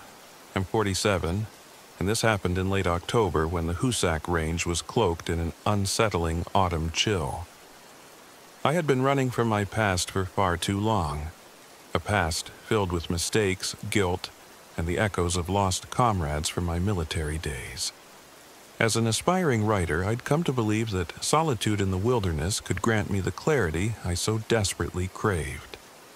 So, I set off in my old RV, seeking both inspiration and escape, hoping that the remote reaches of northern Appalachian Massachusetts would offer me a chance at redemption. The journey began with a fragile optimism. I drove along winding roads, past dense stands of pines that seemed to whisper ancient secrets, until I reached a desolate RV park that lay abandoned at the edge of a forgotten river. The park was nestled against a backdrop of towering trees, and a dilapidated mill stood silently by the water's edge, a relic of a bygone era. There was an eerie beauty to the place, but as soon as I arrived, I sensed something was off. Not long after settling in, my RV began to malfunction. At first, it was a minor hiccup, a flickering dashboard light. Then the engine sputtered unexpectedly as I navigated a narrow, fog-laden parking area. I tried to troubleshoot the electrical system, but every solution seemed to create another problem. The more I struggled, the more the RV groaned, as if burdened by a sinister force. That night, as the fog thickened into an impenetrable wall, I felt completely isolated, stranded in a place where nature itself seemed to conspire against me. I spent the first night inside the cramped RV, listening to the unsteady hum of the engine and the soft, distorted sound of my own breathing. But as I tried to sleep, I began to notice strange reflections in every darkened window and polished surface. In the dim glow of my failing headlights, I caught fleeting glimpses of a figure standing behind me, a reflection that wasn't my own. I would turn around quickly, only to find emptiness and the shifting silhouettes of the pines outside. I chalked it up to exhaustion and the eerie atmosphere of the abandoned park, but deep inside I felt a creeping dread. The next morning, I ventured into the small, nearby town in search of supplies and perhaps a working mechanic. There, in a dilapidated diner with a faded sign reading Harris's Diner, I met Old Man Harris, a grizzled local with a slow, deliberate manner of speech. Over a cup of bitter coffee, he told me stories of the area. He spoke in hushed tones about the legend of the Devil's Mirror, a curse said to manifest the darkest parts of one's soul as a living, breathing doppelganger. According to him, those who disturbed the cursed grounds would find that their inner demons were made flesh, and that no one ever truly escaped them. I listened, both skeptical and unnerved, as he recounted how many travelers had vanished or returned forever changed by their encounters with this malevolent force. Returning to my RV with his words echoing in my mind, I couldn't shake the feeling that I was being watched, not just by unseen eyes in the dark, but by a presence that knew my deepest regrets and fears. That night, the atmosphere grew even more oppressive. The fog that had once been a passive shroud now seemed to press against the windows like ghostly fingers. In the stillness, I heard soft, almost imperceptible whispers that mingled with the creaks of the old RV. Sometimes, those whispers would sound like my own voice, but twisted, full of malice and sorrow. Over the next few days, the eerie occurrences escalated. I began to see my reflection acting independently. One evening, as I sat at the small, battered kitchen table of my RV, I caught sight of a shadow behind me in the mirror. A figure that smiled when I hadn't, mimicked my every gesture with an almost mocking precision. I tried to tell myself it was just a trick of the light, a product of my frayed nerves and the ancient legends that now haunted my thoughts. Yet, the evidence grew impossible to ignore. One foggy afternoon, while exploring the outskirts of the park, I made my way to the old mill. The structure, half swallowed by creeping ivy and thyme, exuded an air of neglect and sorrow. The sound of the slow-moving river outside seemed to murmur secrets as I stepped cautiously over broken planks and splintered wood. There, in a dusty corner of the mill, I found old scraps of paper, charred photographs, and a journal. The journal detailed the life of a man tormented by guilt and loss, his entries devolving into feverish ramblings about a mirror that revealed his true self, a demon lurking within his soul. As I read, a chill seeped into my bones. I couldn't help but feel that I was reading a story written just for me. Nightfall brought an oppressive silence that was suddenly shattered by the unmistakable sound of footsteps. I peered out of the RV's fogged-up window and saw, for a fleeting moment, a figure moving in the distance near the mill, a figure that looked like a mirror image of myself. I swear, I saw the same tilt of the head, the same eyes that bore into me with a mix of hatred and pity. The moment passed as quickly as it came, leaving me trembling with uncertainty and fear. Days blurred into a series of sleepless nights and restless, haunted days. I began to document every strange occurrence in a worn notebook, a habit I'd developed from my time in the military to keep track of the mission details. I noted every instance of the doppelganger's appearance, the time it happened, the location, even the temperature drops that accompanied its presence. The doppelganger grew bolder with each encounter. At times, it would appear in the reflection of a puddle or the window of the abandoned mill, its expression a sinister amalgam of my own features twisted by rage and despair. The isolation began to wear on me, fraying the edges of my sanity. At night, I would lie awake listening to the relentless hum of the wind, punctuated by the occasional scrape at the RV's exterior, a sound that unmistakably resembled fingernails on metal.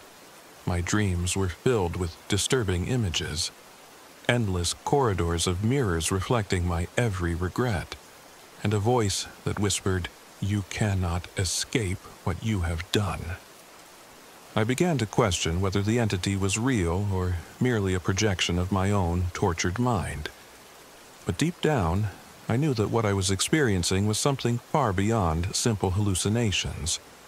One particularly harrowing evening, As the full moon rose high and bathed the land in an eerie silver light, the doppelganger's presence reached its terrifying peak. I had barricaded myself inside the RV, desperate to fend off the growing menace that lurked outside. The temperature had plunged dramatically, and the fog outside swirled in thick, impenetrable tendrils. I heard the sound of shattering glass and felt a violent jolt as something slammed into the RV's side. I rushed to the window and, with my heart hammering in my chest, caught a glimpse of the doppelganger standing just a few feet away. Its eyes were voids of darkness, and its smile was a cruel distortion of my own features. For what felt like an eternity, we stared at each other. The real me, consumed by fear and regret, and the doppelganger, the embodiment of every dark secret I had tried to bury. I knew then that I had to confront this manifestation of my inner demons, or risk being consumed by it entirely. The legend of the Devil's Mirror, which Old Man Harris had recounted with such eerie accuracy, was no mere myth. The curse was real, and it had chosen me as its next victim. Determined to reclaim my soul, I recalled the fragments of a ritual described in the journal I had found at the mill. It spoke of self-forgiveness, acceptance, and a symbolic confrontation with one's inner darkness. I knew that to break the curse, I had to face the doppelganger on its own ground. Despite my battered body and trembling hands, I set out into the night, making my way back to the old mill where the energy of the curse seemed strongest. Every step felt like wading through a thick mire of dread. The forest around me was alive with strange sounds, the rustling of leaves that sounded almost like whispered threats, and the distant, mournful cry of an unseen creature. I finally reached the mill, its silhouette looming against the backdrop of a blood-red sky. The air was charged with an electric tension that set my nerves on fire. Inside the mill, I arranged what little I had salvaged from my supplies. A couple of candles, a small mirror I'd found among the debris, and the torn pages of the journal that contained the ritual's incantations. I set up a makeshift altar near a crumbling wall and began to recite the words, my voice quivering as I called upon the ancient power of self-forgiveness and acceptance. The words were both a plea and a challenge. To the curse, to the darkness inside me, to the very forces that governed fate. At first, nothing happened. Then, the temperature dropped even further, and the candles flickered violently as if buffeted by an unseen force.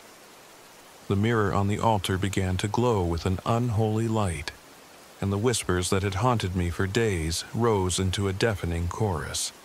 And then, from the depths of the swirling fog outside, the doppelganger emerged. It stood at the edge of the clearing inside the mill, its form shifting and contorting as if struggling to maintain its grip on reality. The confrontation was instantaneous and brutal. For several excruciating minutes, I found myself locked in a silent battle with my own reflection brought to life. The doppelganger lunged at me, its claws raking across my arm and leaving deep, burning wounds. Each strike was a manifestation of every mistake I'd made, every regret I'd harbored. I fought back with a ferocity born of desperation, reciting the incantations as though they could sever the link between my soul and this monstrous mirror image. The struggle was as much psychological as it was physical. Amid the chaos, I found myself screaming not just in pain, but in a desperate attempt to reclaim the parts of myself I had long thought lost.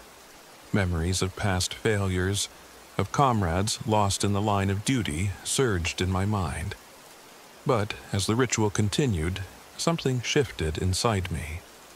The fear that had once paralyzed me gave way to a grim determination. I began to see that the doppelganger was not an external enemy, but a reflection of my inner turmoil, a cursed embodiment of my guilt and self-hatred. In that moment, I realized that the only way to defeat the curse was to accept my past, to forgive myself for the irreparable mistakes, and to let go of the bitterness that had festered in my soul for so long. With a final resolute cry, I declared my forgiveness, my acceptance of who I was, flaws and all. The words reverberated through the mill, and for a heartbeat everything went silent. Then, as if the very fabric of the curse had begun to unravel, the doppelganger's form wavered. Its eyes, once burning with malevolence, softened into a look of sorrow and resignation. Slowly, agonizingly, it receded into the mirror's surface, until the glowing light faded and the mirror lay dark and ordinary once more. The wounds on my arm stung with pain, yet I felt an unfamiliar lightness in my chest, a release from the chains of guilt that had bound me for so long. Exhausted and trembling, I sank to the cold, dusty floor of the mill. I knew that the physical manifestation of the curse was vanquished, though the scars, both visible and hidden deep within, would remain. In that desolate place I experienced a bittersweet catharsis. I had faced the darkest parts of myself, and in doing so, had begun the slow process of healing. The following morning, as the first weak light of dawn crept over the horizon, I made my way back to the RV. The world outside was eerily quiet, as though nature itself were holding its breath in anticipation. I started the engine.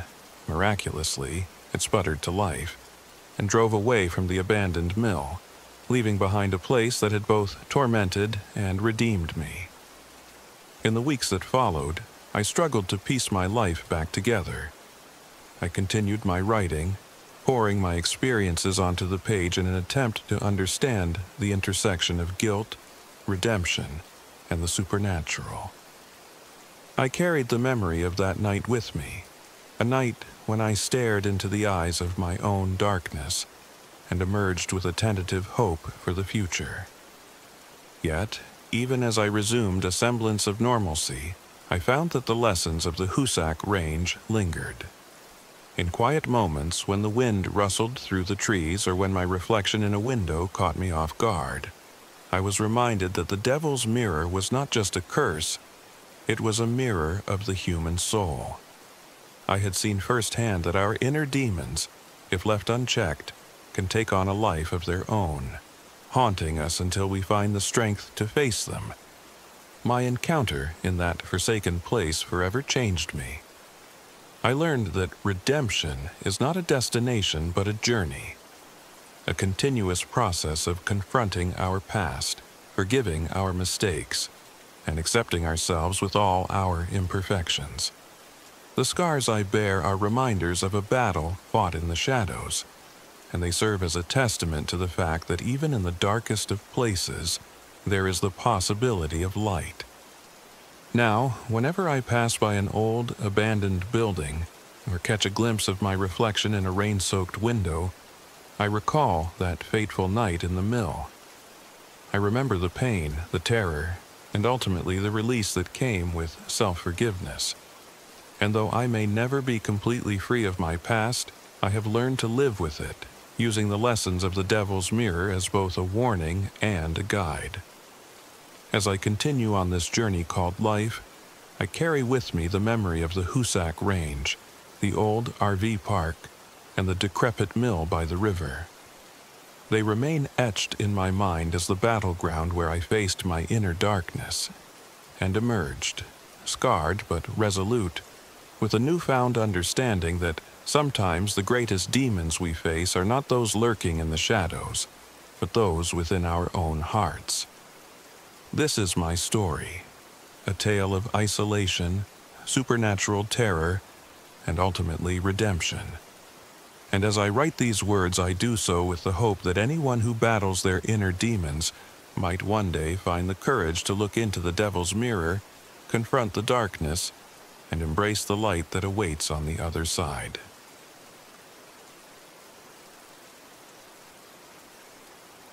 My name is Lucas. I'm 34 years old, and this all happened last October during what was meant to be a celebratory birthday getaway with friends. I had always been drawn to the rugged wilds of northern Appalachian Massachusetts, and when my birthday rolled around, I decided to mark the occasion with an RV camping trip along a secluded stretch off the Mohawk Trail. Little did I know that the adventure would become a desperate struggle against a darkness rooted in our very history. I was the de facto leader of our group, a pragmatic, determined guy who always believed that a good plan and a cool head could solve almost any problem. My closest friends accompanied me. Nina, a sensitive and intuitive artist whose gut feelings often warned of danger even when logic insisted everything was fine. Eric, the skeptical rationalist who dismissed folklore as mere superstition. And Tara, the anxious yet brave mediator who always managed to smooth over our rising tensions. We piled into my aging RV, a clunker with a temperamental heating system and a knack for sporadic power failures, and set off from the city with high spirits and the promise of reconnecting with nature. The plan was simple. Drive to a remote spot near remnants of colonial-era landmarks, set up camp, and enjoy a few days away from the urban grind. I'd rented the RV from a local dealer who warned me about its unpredictable quirks, but I'd chalked it up to old age. I never imagined that its unreliability would become a symbol of the isolation and vulnerability we were about to face. The drive was long but scenic. As we wound along narrow roads lined with dense ancient forests, the autumn leaves painted the landscape in fiery hues of red, orange, and gold. By mid-afternoon, we arrived at our destination, a clearing near an old trading post along the Mohawk Trail. The air was brisk, and there was a palpable sense of history in the very soil beneath our feet. After setting up camp, we decided to explore a little before dusk. While Eric busied himself with checking the RV's engine and electrical system, a task he approached with the same practical cynicism he reserved for debunking ghost stories. I and Nina wandered a short trail, with Tara trailing behind us, a quiet worry in her eyes. I remember Nina stopping suddenly as we passed a massive oak. On its bark, crudely carved symbols glowed faintly in the dimming light. They were arcane sigils that, as Nina later explained in hushed tones, resembled markings from the lore of Salem witches.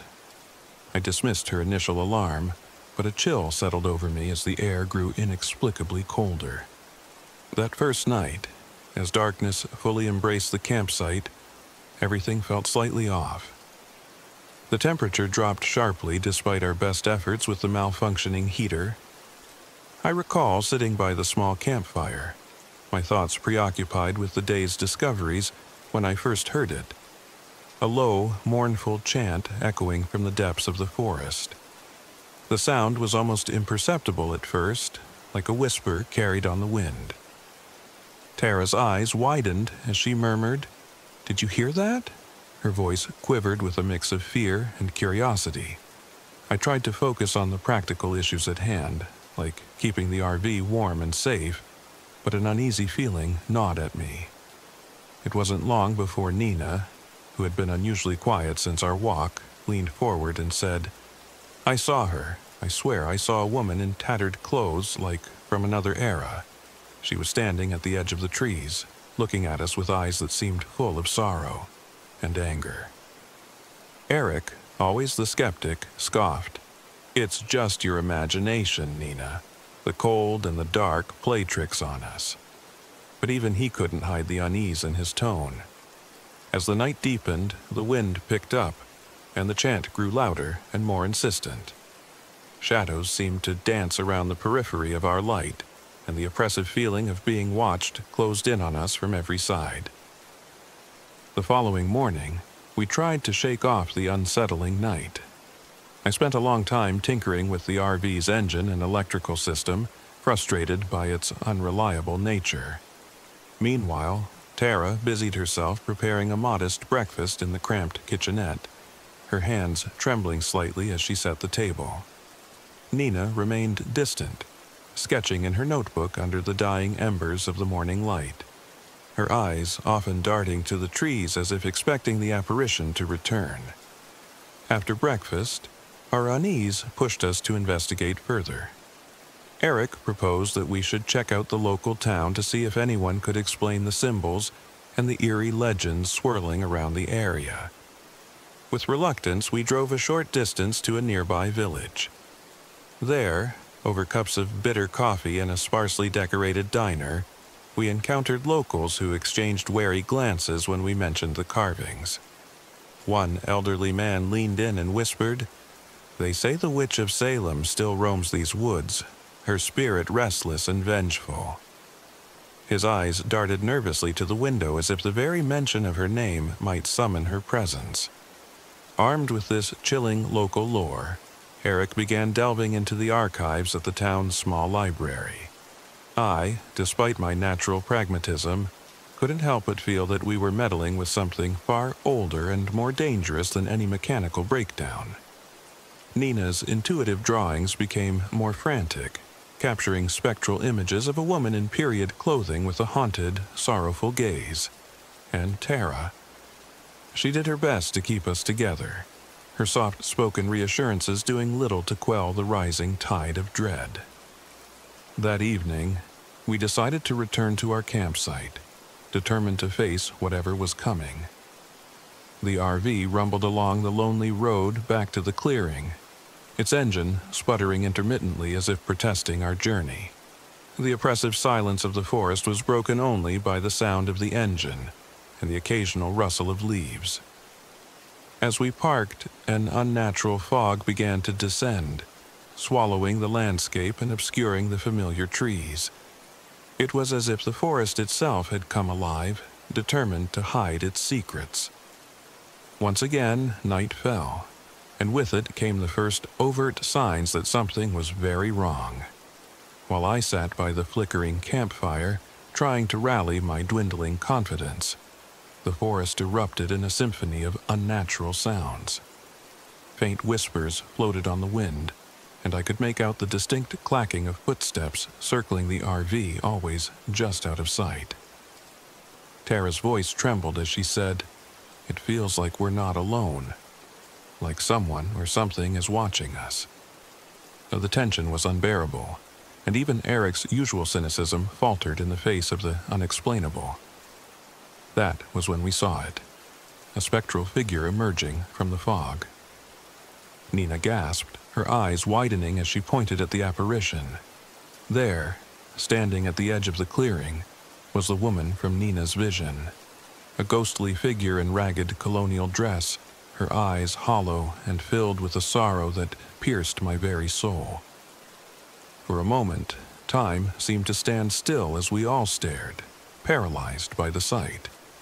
Then, as abruptly as she had appeared, she vanished into the swirling mists. The encounter shattered any remaining doubts we might have harbored. The supernatural reality we'd been warned about wasn't a trick of the mind. It was real, and it was dangerous.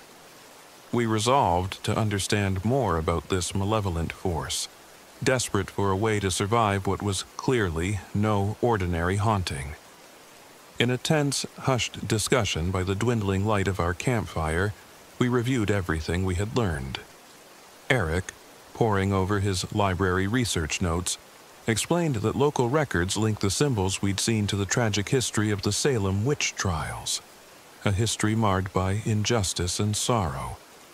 According to the documents, the spirit we encountered was believed to be the restless soul of a woman wrongfully executed, her anger and grief having transformed her into a vengeful witch who cursed the land. Nina's sketches and intuitive impressions added another layer of terror.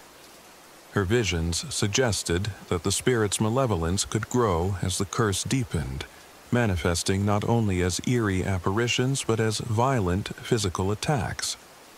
As the night progressed, the supernatural activity escalated. The temperature dropped even further, and the RV's already unreliable heating system failed completely, plunging us into a bone-chilling cold. Objects around the campsite began to move on their own. A shattered branch here, a displaced rock there, as if an unseen force was at play. At one point, I found a set of old, dusty tools from the RV's storage inexplicably scattered in a circle outside the vehicle, their arrangement eerily reminiscent of a ritualistic summoning. Realizing that mere survival depended on more than just waiting out the night, Nina proposed a daring plan. Drawing on her intuitive insights and the fragmentary historical accounts Eric had uncovered, she suggested that we attempt a ritual to appease, or perhaps banish, the witch's spirit. Though I was skeptical, the mounting evidence of her growing anger and the violent disturbances around us left us no other choice.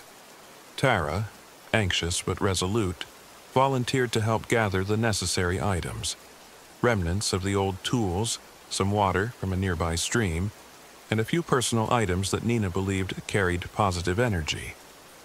We huddled together inside the RV, our makeshift sanctuary against the raging cold and the supernatural onslaught. With trembling hands, Nina began to recite what sounded like an archaic incantation she had pieced together from her research and dreams. The air grew thick, and for a moment it felt as though time itself was holding its breath.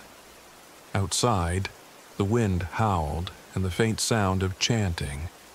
A mirror of our incantation echoed through the trees.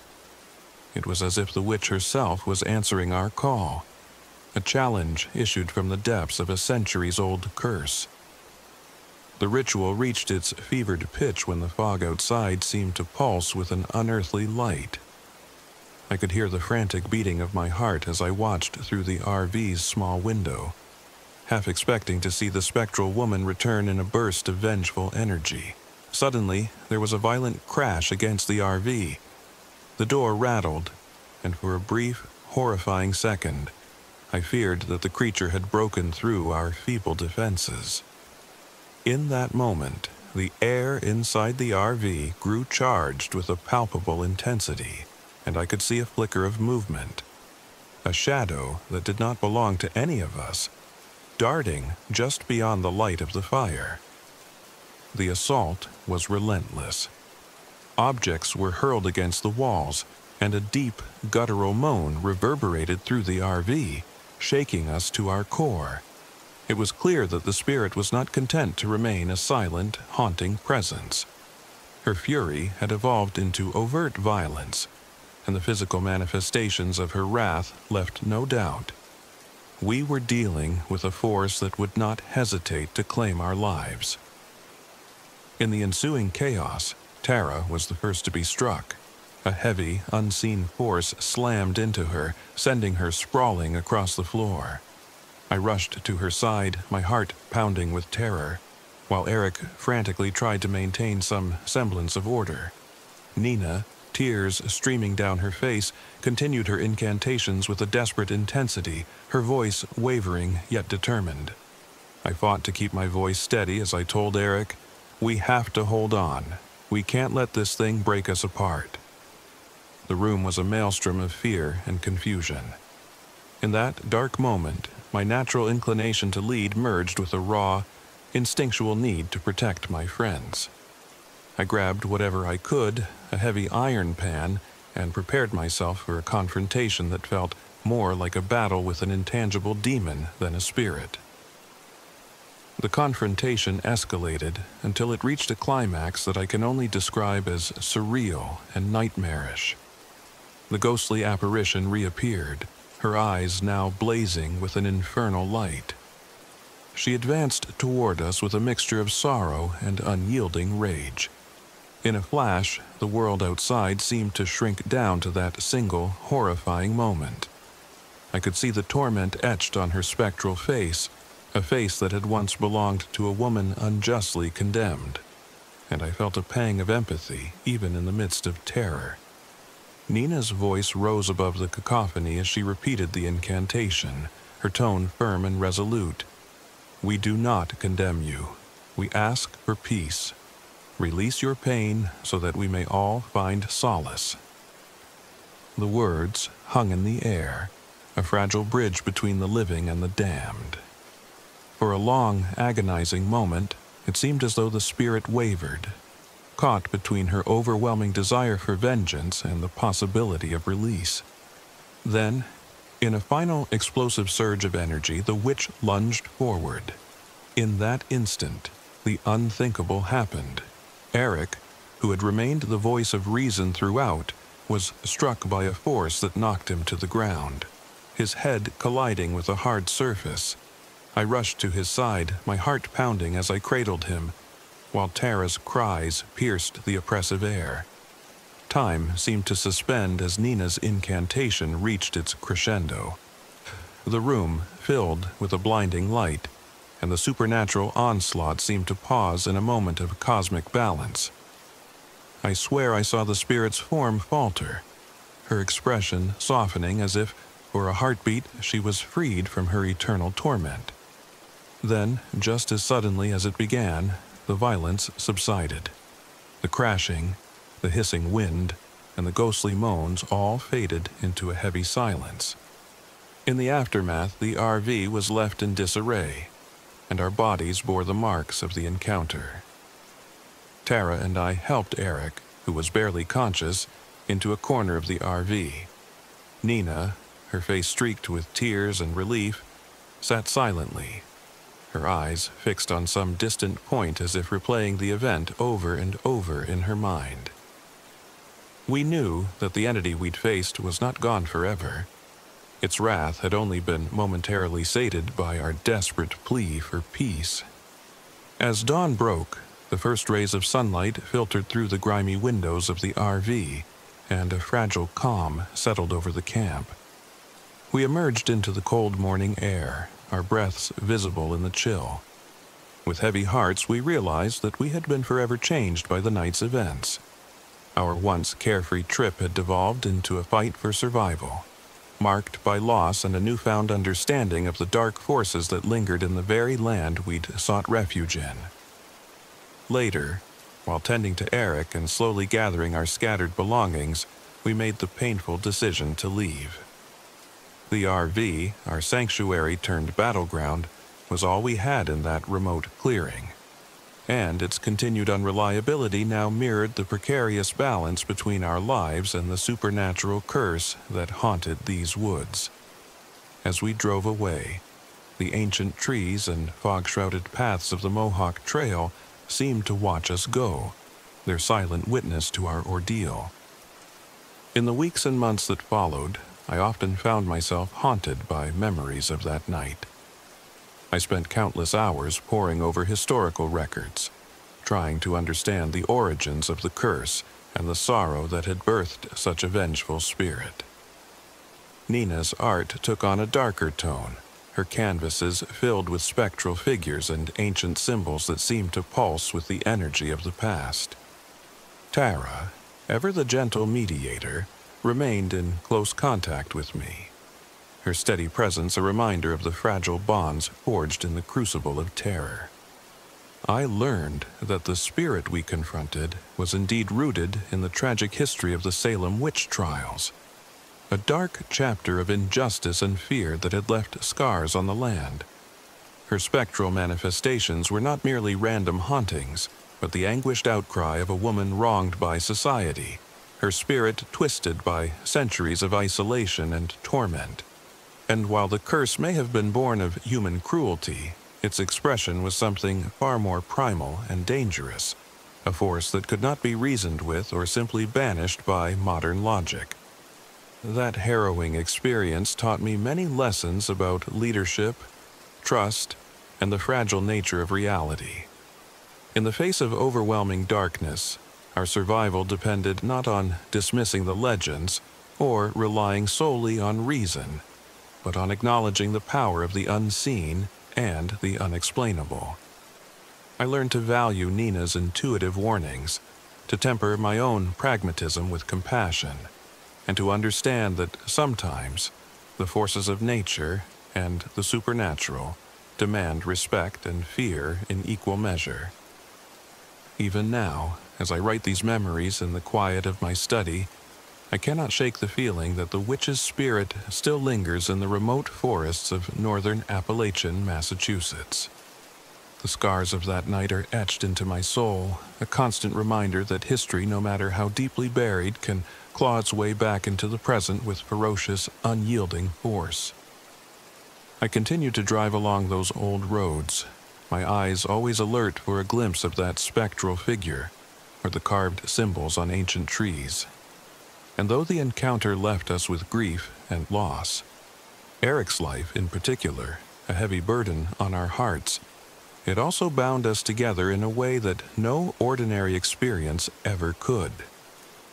The wilderness taught us that survival is not merely about escaping physical danger. It's about confronting the demons of the past, both literal and metaphorical, and finding the strength to move forward even when the night seems darkest. My friends and I have long since scattered, each following our own path in life. Yet, every so often, I catch a fleeting shadow in the corner of my eye or hear a faint, distant echo of a chant on a cold autumn night, and I know that the world is full of mysteries that defy explanation. In the end, I learned that some curses never truly end. They merely lie in wait for those who dare to disturb the balance between the living and the dead. This is my story, a tale of a birthday escape turned nightmare, of friendships tested by forces beyond our control, and of a battle for survival against a vengeful spirit born of history's darkest moments. I share it not only as a testament to that fateful night, but also as a reminder that sometimes the past reaches out with ghostly fingers, and when it does, you must confront it head-on, or risk being forever consumed by its shadows.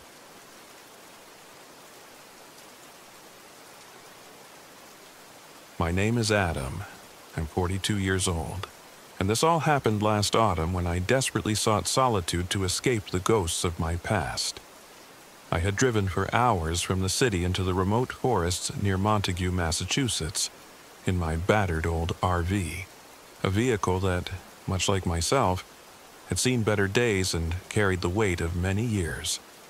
I hoped that in the isolation of these ancient woods, I might finally confront the regrets and inner demons that had haunted me for so long.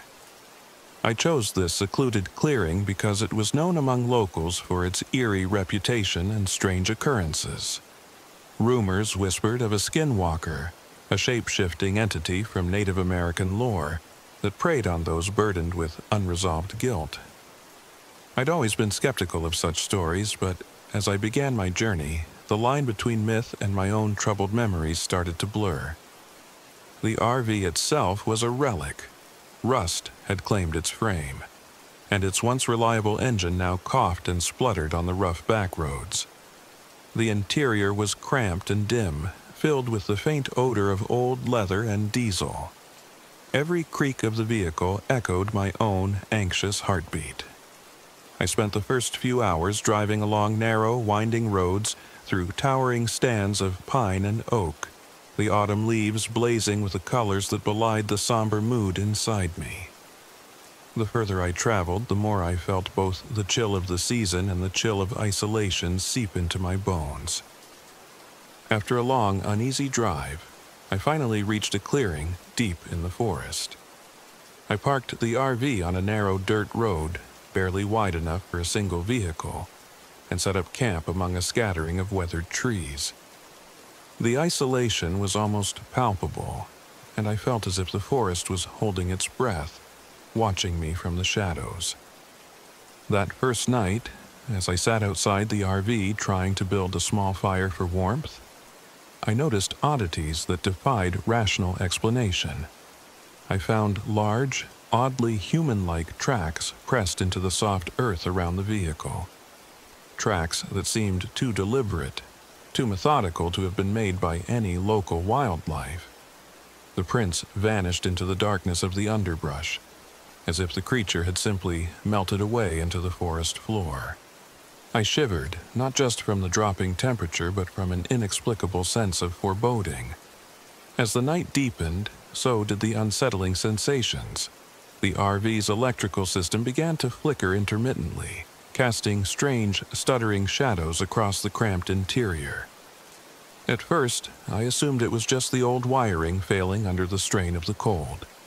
But then came the whispers, soft, almost inaudible murmurs that seemed to emanate from the forest itself. The voices were distorted, as if speaking through a veil, and at times they sounded eerily familiar, like echoes of my own thoughts, murmuring about regrets and lost chances. I tried to dismiss these occurrences as tricks of a tired mind, but deep down, I sensed that something was amiss. I spent a sleepless night tossing and turning as the voices and flickering lights danced at the edge of my consciousness. Every time I drifted toward sleep, I'd wake with the distinct feeling of being watched, my heart pounding in my ears.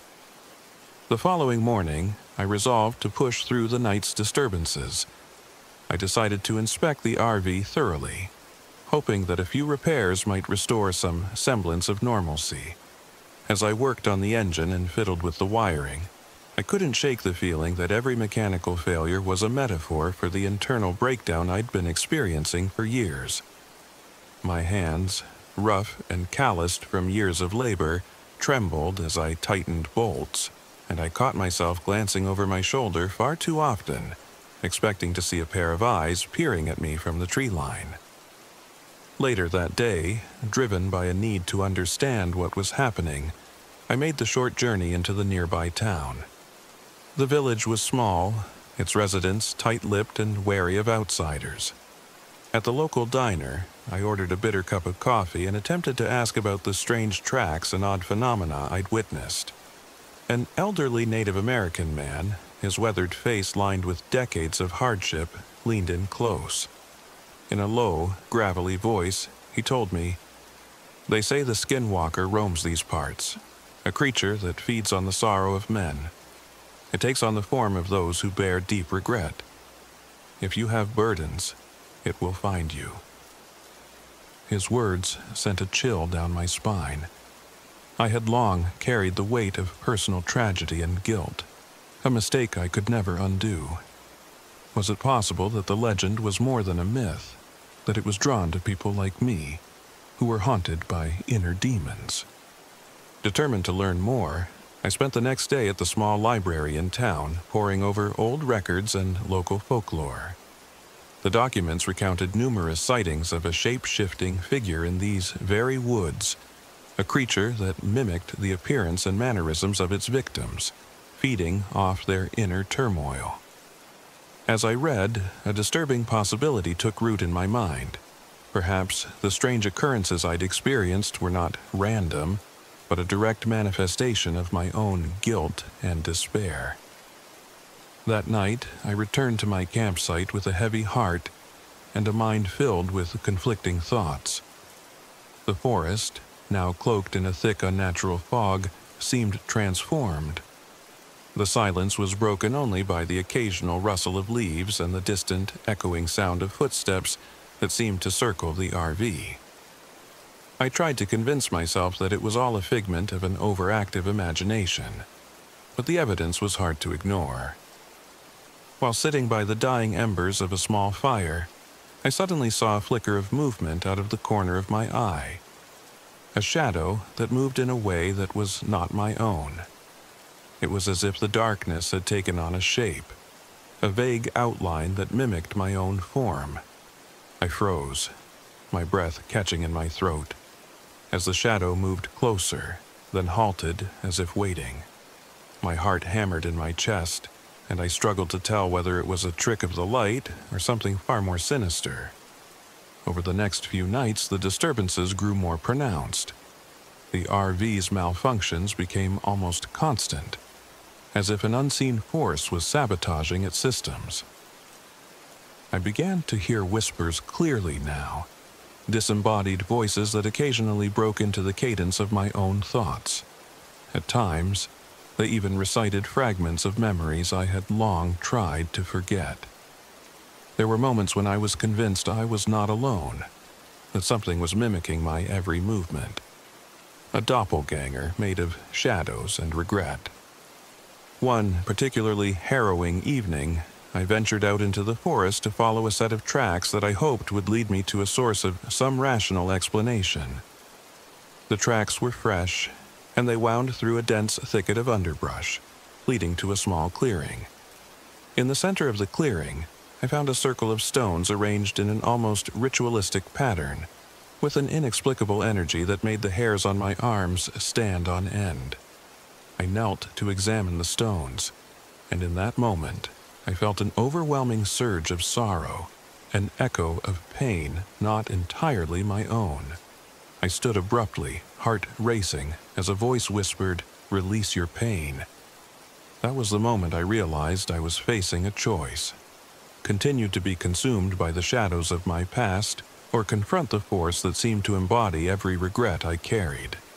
I remembered the old man's words about the skinwalker and the local lore that said the creature fed on sorrow. Perhaps this entity was not purely supernatural, but a mirror, a manifestation of my inner guilt. Driven by desperation, I reached out to the elderly Native American man I had met earlier. He agreed to meet me on the outskirts of town, at a small clearing near an ancient oak. In a voice that trembled with both sorrow and wisdom, he explained that the skinwalker was a legend born from centuries of pain and loss, a creature that preyed on those who were burdened with unhealed wounds. "The skinwalker," he said softly, "is as much a part of you as it is of the wilderness. To banish it, you must face the truth of your past and find forgiveness for yourself." Armed with his advice, I prepared for what I knew had to be the final confrontation. I returned to the campsite one last time, determined to perform a ritual of release, a blend of indigenous wisdom and my own need for catharsis. I gathered a few items: a small vial of water from a nearby stream, a bundle of sage, and a personal item that held deep emotional significance: a faded photograph of a person I had lost due to my own mistakes. Under the cover of a moonless night, I sat in a circle outside the RV, the stones from the earlier clearing arranged around me. I lit the sage and, with the voice of the elder echoing in my mind, began to recite the words he had taught me: a prayer of forgiveness, of release, of renewal. As the incense curled upward, blending with the cold night air, I felt a presence stir in the darkness. The forest seemed to hold its breath as I continued, my words trembling yet resolute. Then, out of the fog it appeared, a figure that mirrored my every feature, a spectral double with eyes that held my own pain. It was as if my inner demon had taken on a tangible form, a skinwalker born from my guilt and sorrow. The creature advanced slowly, its movements deliberate and predatory.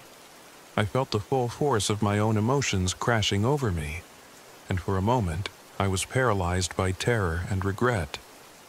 The doppelganger stopped a few feet away, and for what felt like an eternity, we stared at each other. In its eyes, I saw the reflection of every mistake I'd made, every regret that had weighed me down. I raised the vial of water and, with a shaky hand, sprinkled it over the photograph. "I forgive you," I whispered, not just to the memory captured in the image, but to myself, hoping to sever the bond that had held me captive for so long. As I spoke the final words of the ritual, the forest erupted in a cacophony of sound. The RV's old engine roared to life unexpectedly, and the wind howled like a chorus of anguished souls. The spectral figure lunged forward in a final desperate attack. In that instant, I felt an overwhelming surge of energy, a fusion of my own determination and the power of the ritual. I stood my ground, my voice rising above the tumult as I declared, "I release you from me." The impact was both physical and emotional. For a brief, heart-stopping moment, the apparition and I seemed locked in a silent battle of wills. Then, as if overwhelmed by the force of my own resolve, the figure began to dissolve into the mist, its form blurring and then vanishing entirely. The whispers ceased, and the oppressive weight that had pressed on my soul for so long began to lift. I sank to my knees, exhausted, yet strangely liberated. The silence that followed was profound, a silence that spoke of endings and new beginnings. I had confronted the creature that had haunted my nights, and in doing so, I had confronted the darkest parts of myself. Whether the Skinwalker was a true supernatural entity or simply a manifestation of my own guilt, I no longer felt its grip on me. In the days that followed, I stayed at the campsite to allow myself time to process what had happened. I spent long hours walking through the forest, the beauty of the autumn landscape now tinged with the bittersweet memory of my ordeal. Every step felt like a step away from the shadow of my past, a tentative move toward healing. I knew that the scars I carried would remain, but they no longer defined me. They were simply reminders of a difficult journey that had ultimately led to self-forgiveness. When I finally decided to leave, I packed up the old RV with a sense of cautious optimism. The vehicle, still unreliable and worn, was now just a means to an end. A reminder that sometimes the path to redemption is as rough and unpredictable as an old road in the wilderness. As I drove away, I couldn't help but glance in the rearview mirror, half expecting to see a fleeting shadow among the trees. But there was nothing, only the quiet, unyielding expanse of the forest stretching into the distance. I eventually returned to the city, forever changed by my time in the remote woods near Montague. The nightmares and whispers that once tormented me had faded into distant echoes. I began to rebuild my life, using the lessons I had learned amid the isolation and the chilling confrontation with my own inner demons. I still think of that night often, of the moment when the past and present collided and forced me to confront truths I had long denied. And though I know that the Skinwalker, or the embodiment of my guilt, may still linger in the corners of those ancient forests, I also know that I have the strength to face whatever shadows may come my way. This experience taught me that sometimes the most terrifying battles are not fought against external monsters, but against the ones that reside within us. And on that cold, fateful autumn night, I finally learned how to forgive. Not just the memory of those I had lost, but myself. The forest remains, a silent witness to my transformation. And in its whispering winds, I sometimes hear a soft, almost imperceptible echo of a voice that once told me, "You are free." That is my story. A journey into the heart of isolation and self-destruction that culminated in a hard-won redemption. The wilderness revealed truths I had buried deep inside, and in facing them, I found a way to step forward into a future where the ghosts of my past no longer had power over me. As I continue my life, I carry with me the memory of that final night, and the hope that even in the darkest of places, there can be found a path toward light and forgiveness.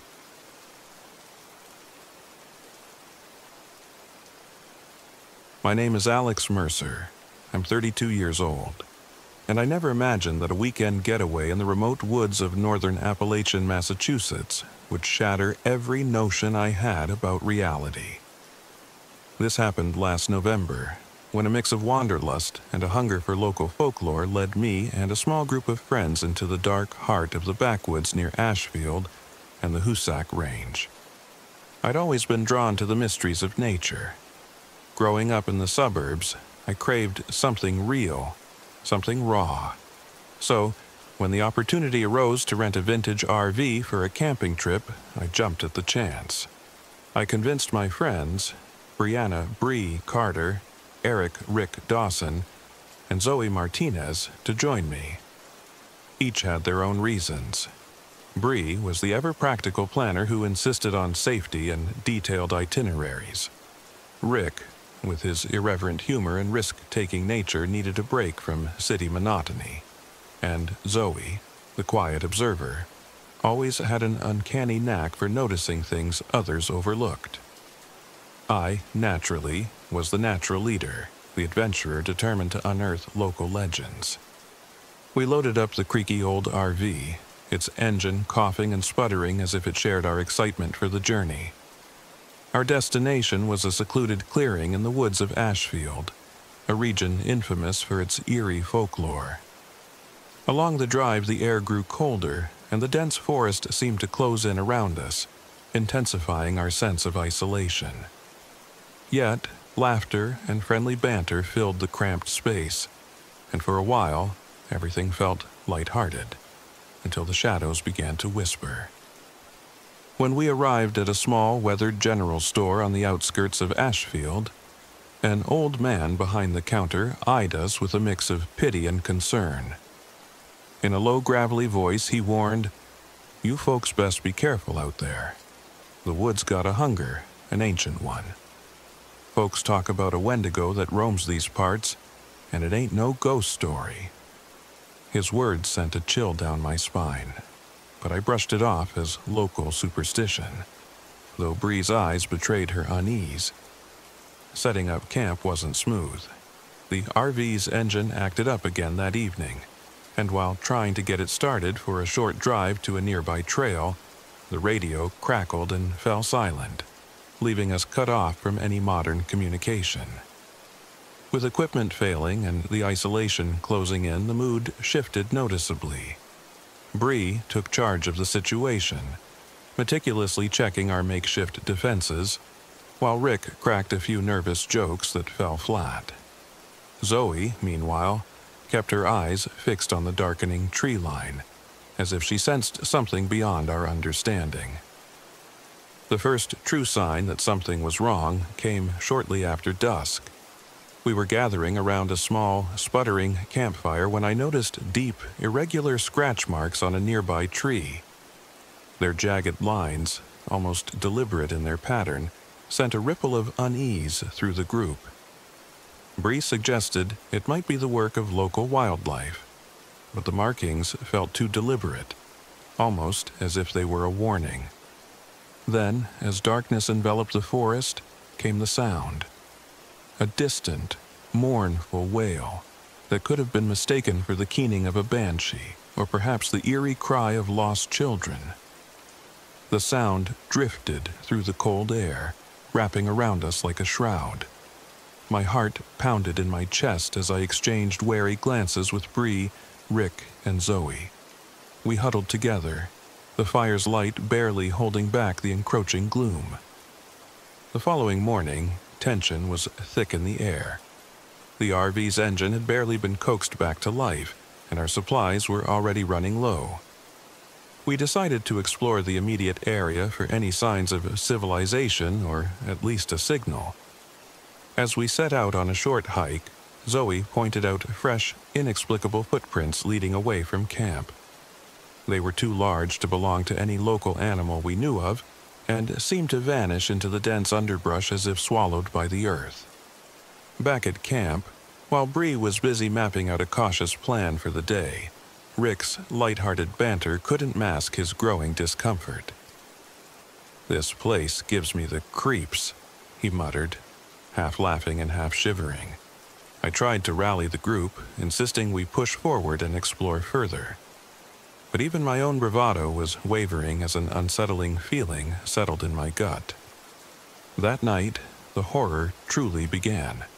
The wind howled around the RV, and in the darkness, we saw a shape. A gaunt, emaciated figure with eyes that glowed like embers, lurk at the edge of our clearing. It moved with a horrifying, inhuman grace. In that brief, heart-stopping moment, I knew the legends were no mere stories. The Wendigo had revealed itself. A manifestation of ancient, cannibalistic hunger that was as real as the cold terror clawing at my chest. The creature's presence grew more pronounced in the following hours. It circled our camp silently at first, sometimes merely watching. Other times sending a flurry of chaos. A snapped branch here, a deep, guttural growl there. The RV's creaking metal seemed to echo its sinister movements. In the pitch black of night, the creature's violent outbursts escalated. It attacked the perimeter of our makeshift defenses, leaving deep, bloody gashes on the ground that hinted at its ferocity. As panic set in, our group dynamic began to fracture. Bree's rational insistence on caution clashed with my own desire to confront the menace head-on. Rick, always the joker, found his humor drained by the relentless terror, and his usually carefree attitude was replaced by a palpable fear. Zoe's quiet, intense observations became our only guide, her calm in the face of horror suggesting a deeper understanding of the supernatural forces at play. The tension came to a head during one particularly stormy night. Rain pounded our RV as thunder shook the ground. We huddled inside, trying to strategize, when the Wendigo attacked again. This time, not from the shadow, but with a brute force that shattered the relative safety of our fragile shelter. I remember the chaos vividly. The sound of shattering glass, the frantic shouts as we scrambled for cover, and Rick's desperate cry as the creature lunged toward him. I rushed to his side, but it was too late. In the blink of an eye, the monstrous figure had ripped into him. His laughter, which had so often lightened our burdens, was replaced by a strangled scream. The RV's cramped interior filled with blood and terror as we realized the creature's attack was not just a warning, it was lethal. I held Rick as his life slipped away, the storm outside echoing the storm of grief and rage that now roiled inside me. In the aftermath of Rick's death, our small group was shattered. Bree's eyes brimmed with tears as she scolded me for endangering us all with my reckless pursuit of local legends. Zoe, her face pale and determined, urged us to put aside our conflicts and focus on survival. "We have to work together," she said softly, her voice steady despite the horror of what we'd just witnessed. "This creature, this Wendigo, is more than a story. It's a force of nature, and we can't defeat it if we're divided." Fueled by a mix of grief and determination, we began to fortify our camp. Bree organized makeshift defenses, using sharpened branches and whatever tools we had at our disposal. I took charge of repairing the RV, though its failures continued to remind us of our vulnerability. Zoe ventured out with me on several scouting missions, her quiet observations often revealing new signs of the Wendigo's presence. Fresh tracks, broken foliage, and the eerie, lingering smell of decay that seemed to herald its passage. One night, as the storm finally subsided into a haunting, lashing rain, I found myself alone on a creaking wooden platform outside the RV. I couldn't shake the feeling that the Wendigo was watching me, its glowing eyes burning through the darkness. My heart pounded, and every rustle of the wind through the trees sounded like a whisper of ancient malice. In that moment, I realized that survival wasn't just about physical defenses. It was about facing the darkness within ourselves and our deepest fears. The Wendigo's attacks became increasingly bold. It began to circle the RV relentlessly, sometimes attacking with vicious swipes at our makeshift barricades. Its ferocity was undeniable. It was a creature of relentless hunger, a manifestation of an ancient curse that seemed to know no bounds. In one particularly harrowing confrontation, the creature broke through one of our defenses and slashed at the RV, leaving a gaping wound that exposed us to the elements. I remember the rush of cold air, the sound of dripping rainwater mixing with our panicked shouts, and the overwhelming realization that we were caught in a battle not just for our lives, but for our very souls. Our turning point came on a storm-lashed night when we decided that we couldn't simply wait for the Wendigo to pick us off one by one. With Bree's cautious planning, Zoe's uncanny insights, and my desperate resolve, we hatched a plan to trap the creature. Using the RV's remaining power and some salvaged equipment, we set up a lure in a clearing away from our camp, an area where the creature had been most active. We rigged up a system of lights and sound devices, hoping to confuse and distract the Wendigo long enough for us to drive away to safety. That night, as we executed our plan, every second was agonizing. I remember driving the RV slowly along a narrow, winding road, my hands trembling on the steering wheel as the eerie glow of our trap flickered in the distance. Bree rode shotgun, her eyes scanning the darkness for any sign of the creature's return. Zoe sat silently in the back, her presence a quiet reassurance that we were not alone in our determination to survive. The trap worked for a brief, heart-stopping moment. The Wendigo, drawn by the lure, burst into the clearing with a deafening roar. For a few precious minutes its attention was diverted, giving us the chance to accelerate and put distance between ourselves and the horror. In that fleeting moment of escape, I felt both relief and an overwhelming sorrow for Rick, whose life had been sacrificed by this ancient, unforgiving force. Even as we drove away, the experience left an indelible mark on all of us. The once cheerful banter in the RV was now replaced with solemn silence, and the shared understanding that the wilderness held secrets far darker than any urban myth. I couldn't shake the image of the Wendigo's glowing eyes or the echo of Rick's final scream. Bree's steady pragmatism had been hardened by loss, and Zoe's quiet intensity had deepened into a somber resolve. We had come face to face with a supernatural force rooted in ancient Algonquian lore, a force that was not content with merely haunting us but actively sought to claim lives. In the days that followed, as we made our way back to civilization, I couldn't help but wonder if the Wendigo would ever truly be gone. The creature's malevolence lingered in the back of my mind like an unwelcome shadow, a constant reminder of the night when myth bled into reality. I often revisit those moments in my memories, each scratch on a tree, every mournful wail in the wind, and I realize that the wilderness is vast and ancient, filled with forces that defy explanation. I now live with a deep respect for the unknown and a cautious approach to nature's mysteries. The wilderness isn't just a backdrop for our adventures. It's a realm where the past and the supernatural intermingle with our everyday lives. And sometimes when the night is exceptionally still and the wind carries whispers of long-forgotten lore, I swear I can still see those burning eyes in the darkness, watching, waiting for another moment of vulnerability. Rick's loss remains a wound that time can never fully heal, a stark reminder that some legends are born of truths too dangerous to ignore. And as I move forward, I carry with me not only the scars of that fateful encounter but also the unyielding determination to learn from it.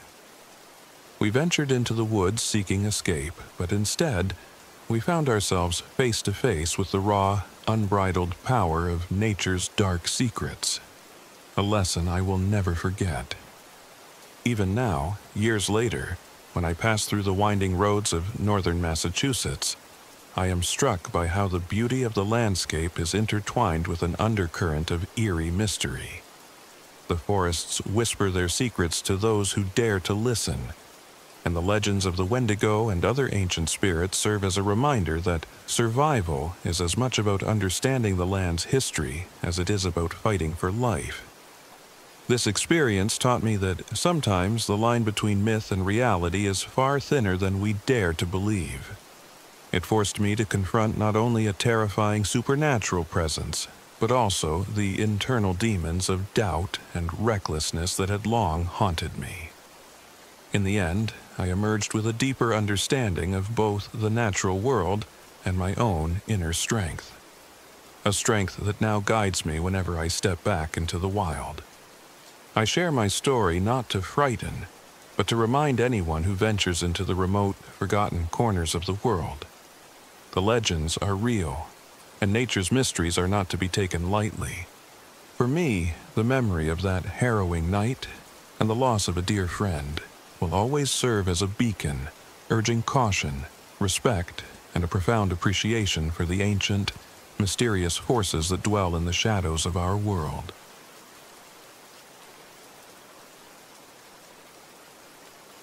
My name is Hannah Thompson.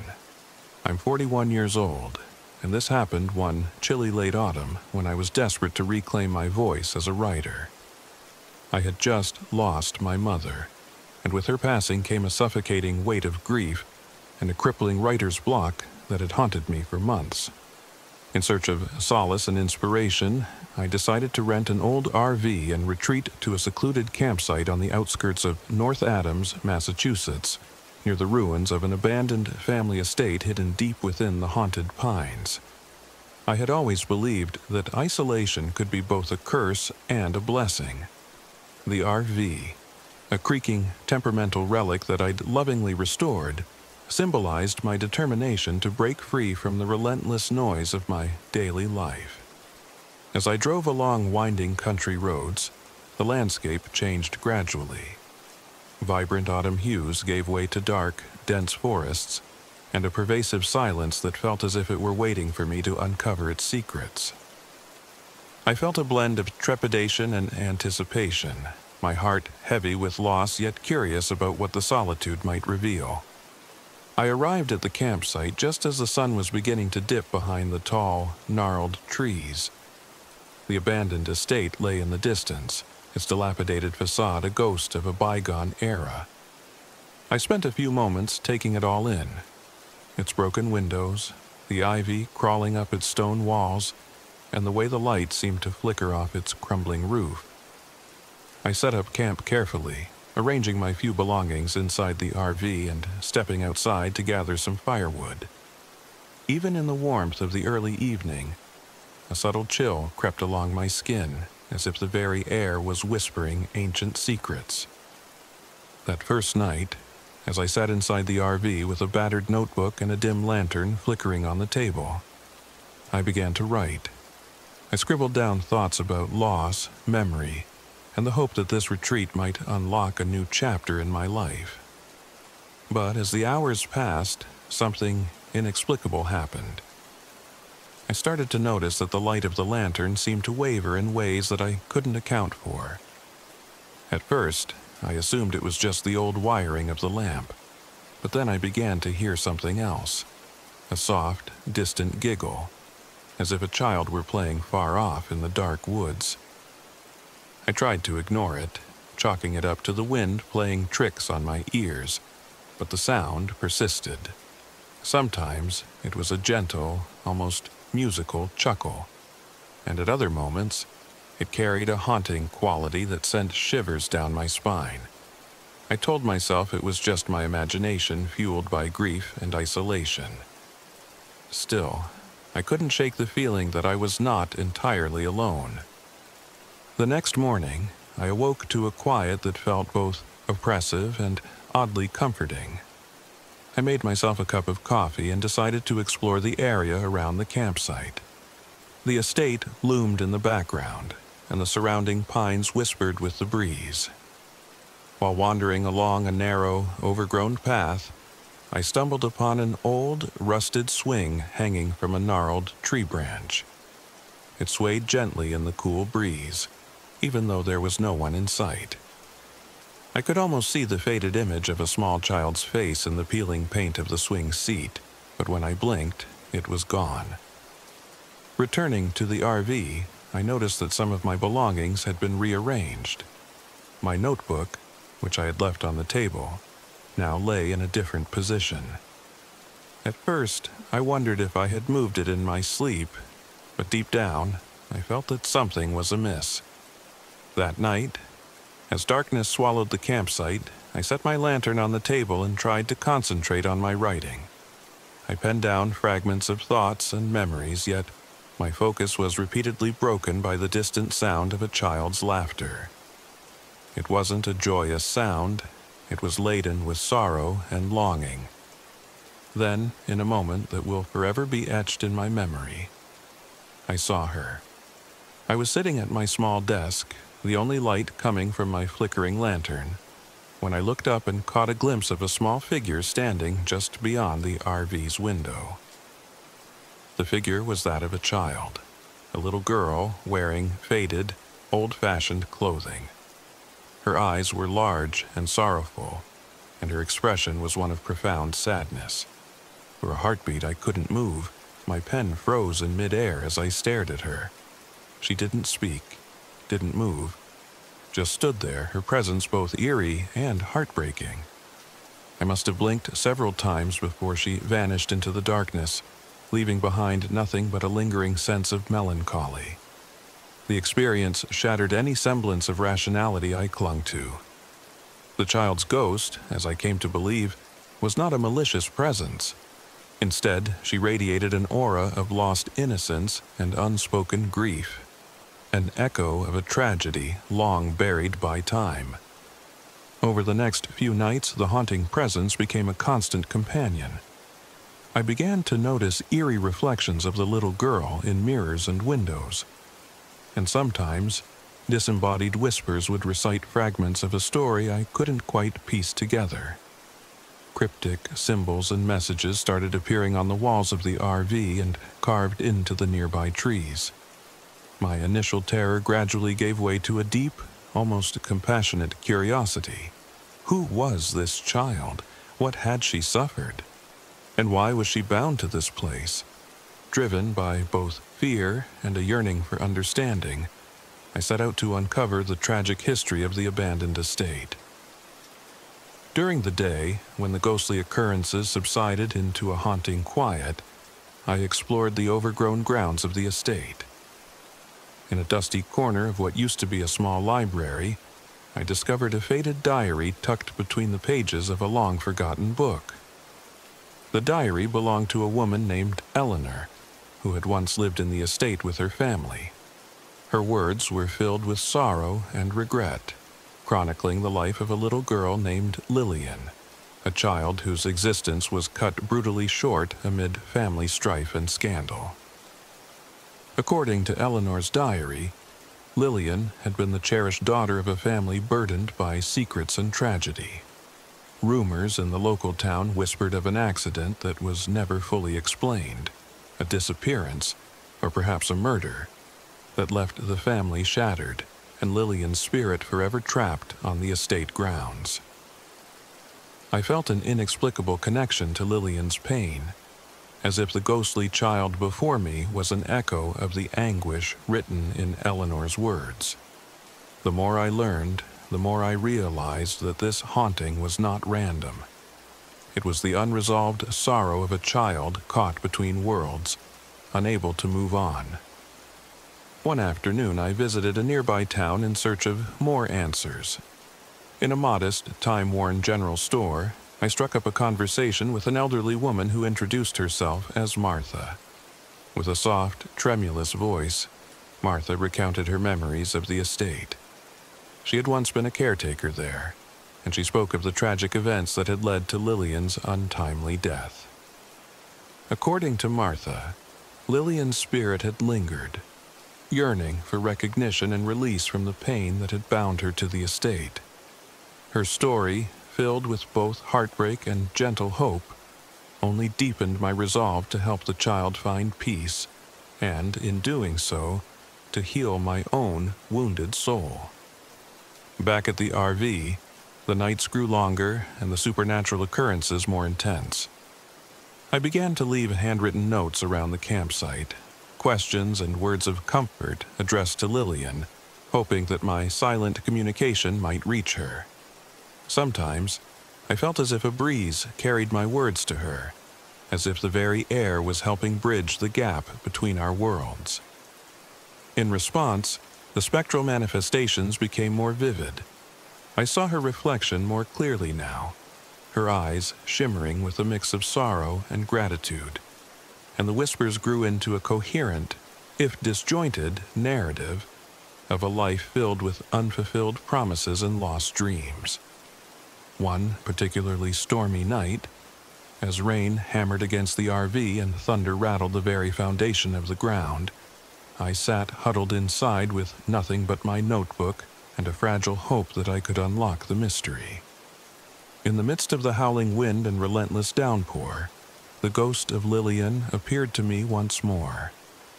This time, she was not a mere flicker at the window, but a full apparition, standing before me in the dim glow of the lantern.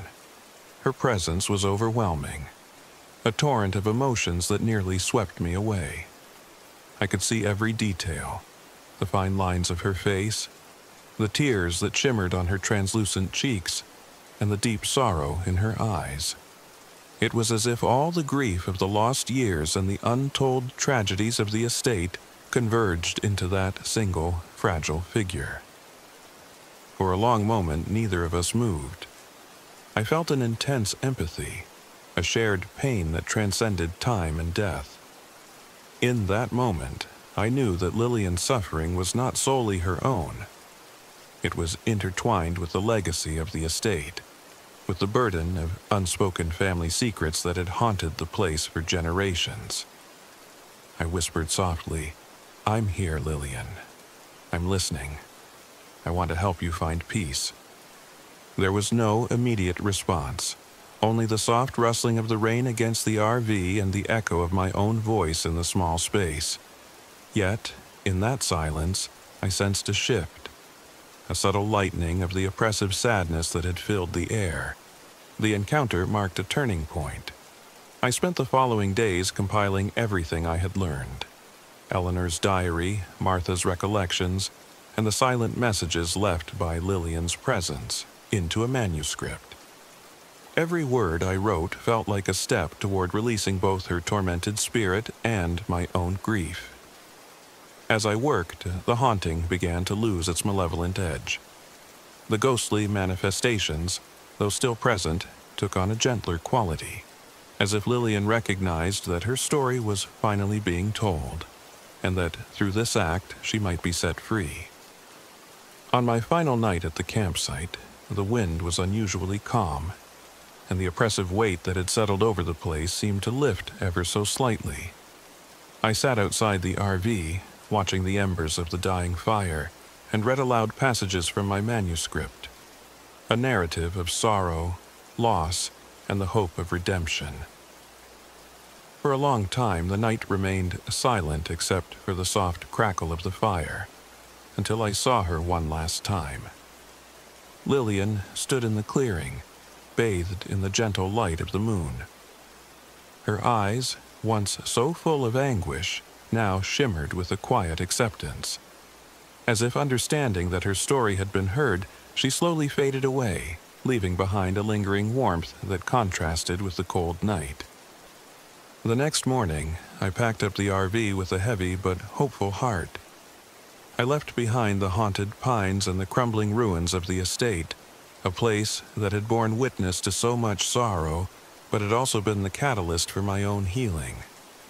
Driving back along the same winding roads, I felt the quiet assurance of having faced the darkest parts of my soul, and having emerged with a new sense of purpose. My manuscript, now filled with the poignant tale of Lillian's life and death, would become the cornerstone of my renewed writing career. More importantly, it was a testament to the fact that even in isolation and despair, there can be a path to redemption. In the months that followed, I published my story. Readers were captivated by the delicate interplay of grief and the supernatural, and many wrote to me about their own experiences with loss and the inexplicable ways in which the past continues to shape our lives. I often thought of Lillian as I read these letters, a gentle reminder that sometimes reaching out to the voices of those who can no longer speak for themselves can bring healing not only to them but also to us. Even now, when I return to North Adams or drive through the quiet, secluded roads of Massachusetts, I sometimes catch a glimpse of a little girl in old-fashioned clothes in the corner of my eye. For a fleeting moment, I feel the same mixture of sadness and hope that I did during that stormy night. I've come to understand that the haunting was never about terror in the traditional sense. It was a profound, emotional encounter with the lingering echoes of a life cut short, a silent plea for recognition, for love, and for release. My time in that secluded RV and the intimate communion with a ghostly child taught me that the boundaries between our inner world and the supernatural are far more porous than we might imagine. In the stillness of the night, when the wind carries whispers of the past, I know that every lost soul has a story yearning to be told, and that sometimes the act of listening can be the first step toward healing, both for them and for us.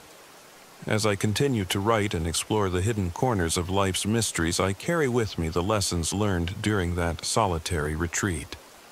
The pain of loss, the chill of isolation, and the warmth of a long-awaited redemption are all threads woven into the tapestry of my existence.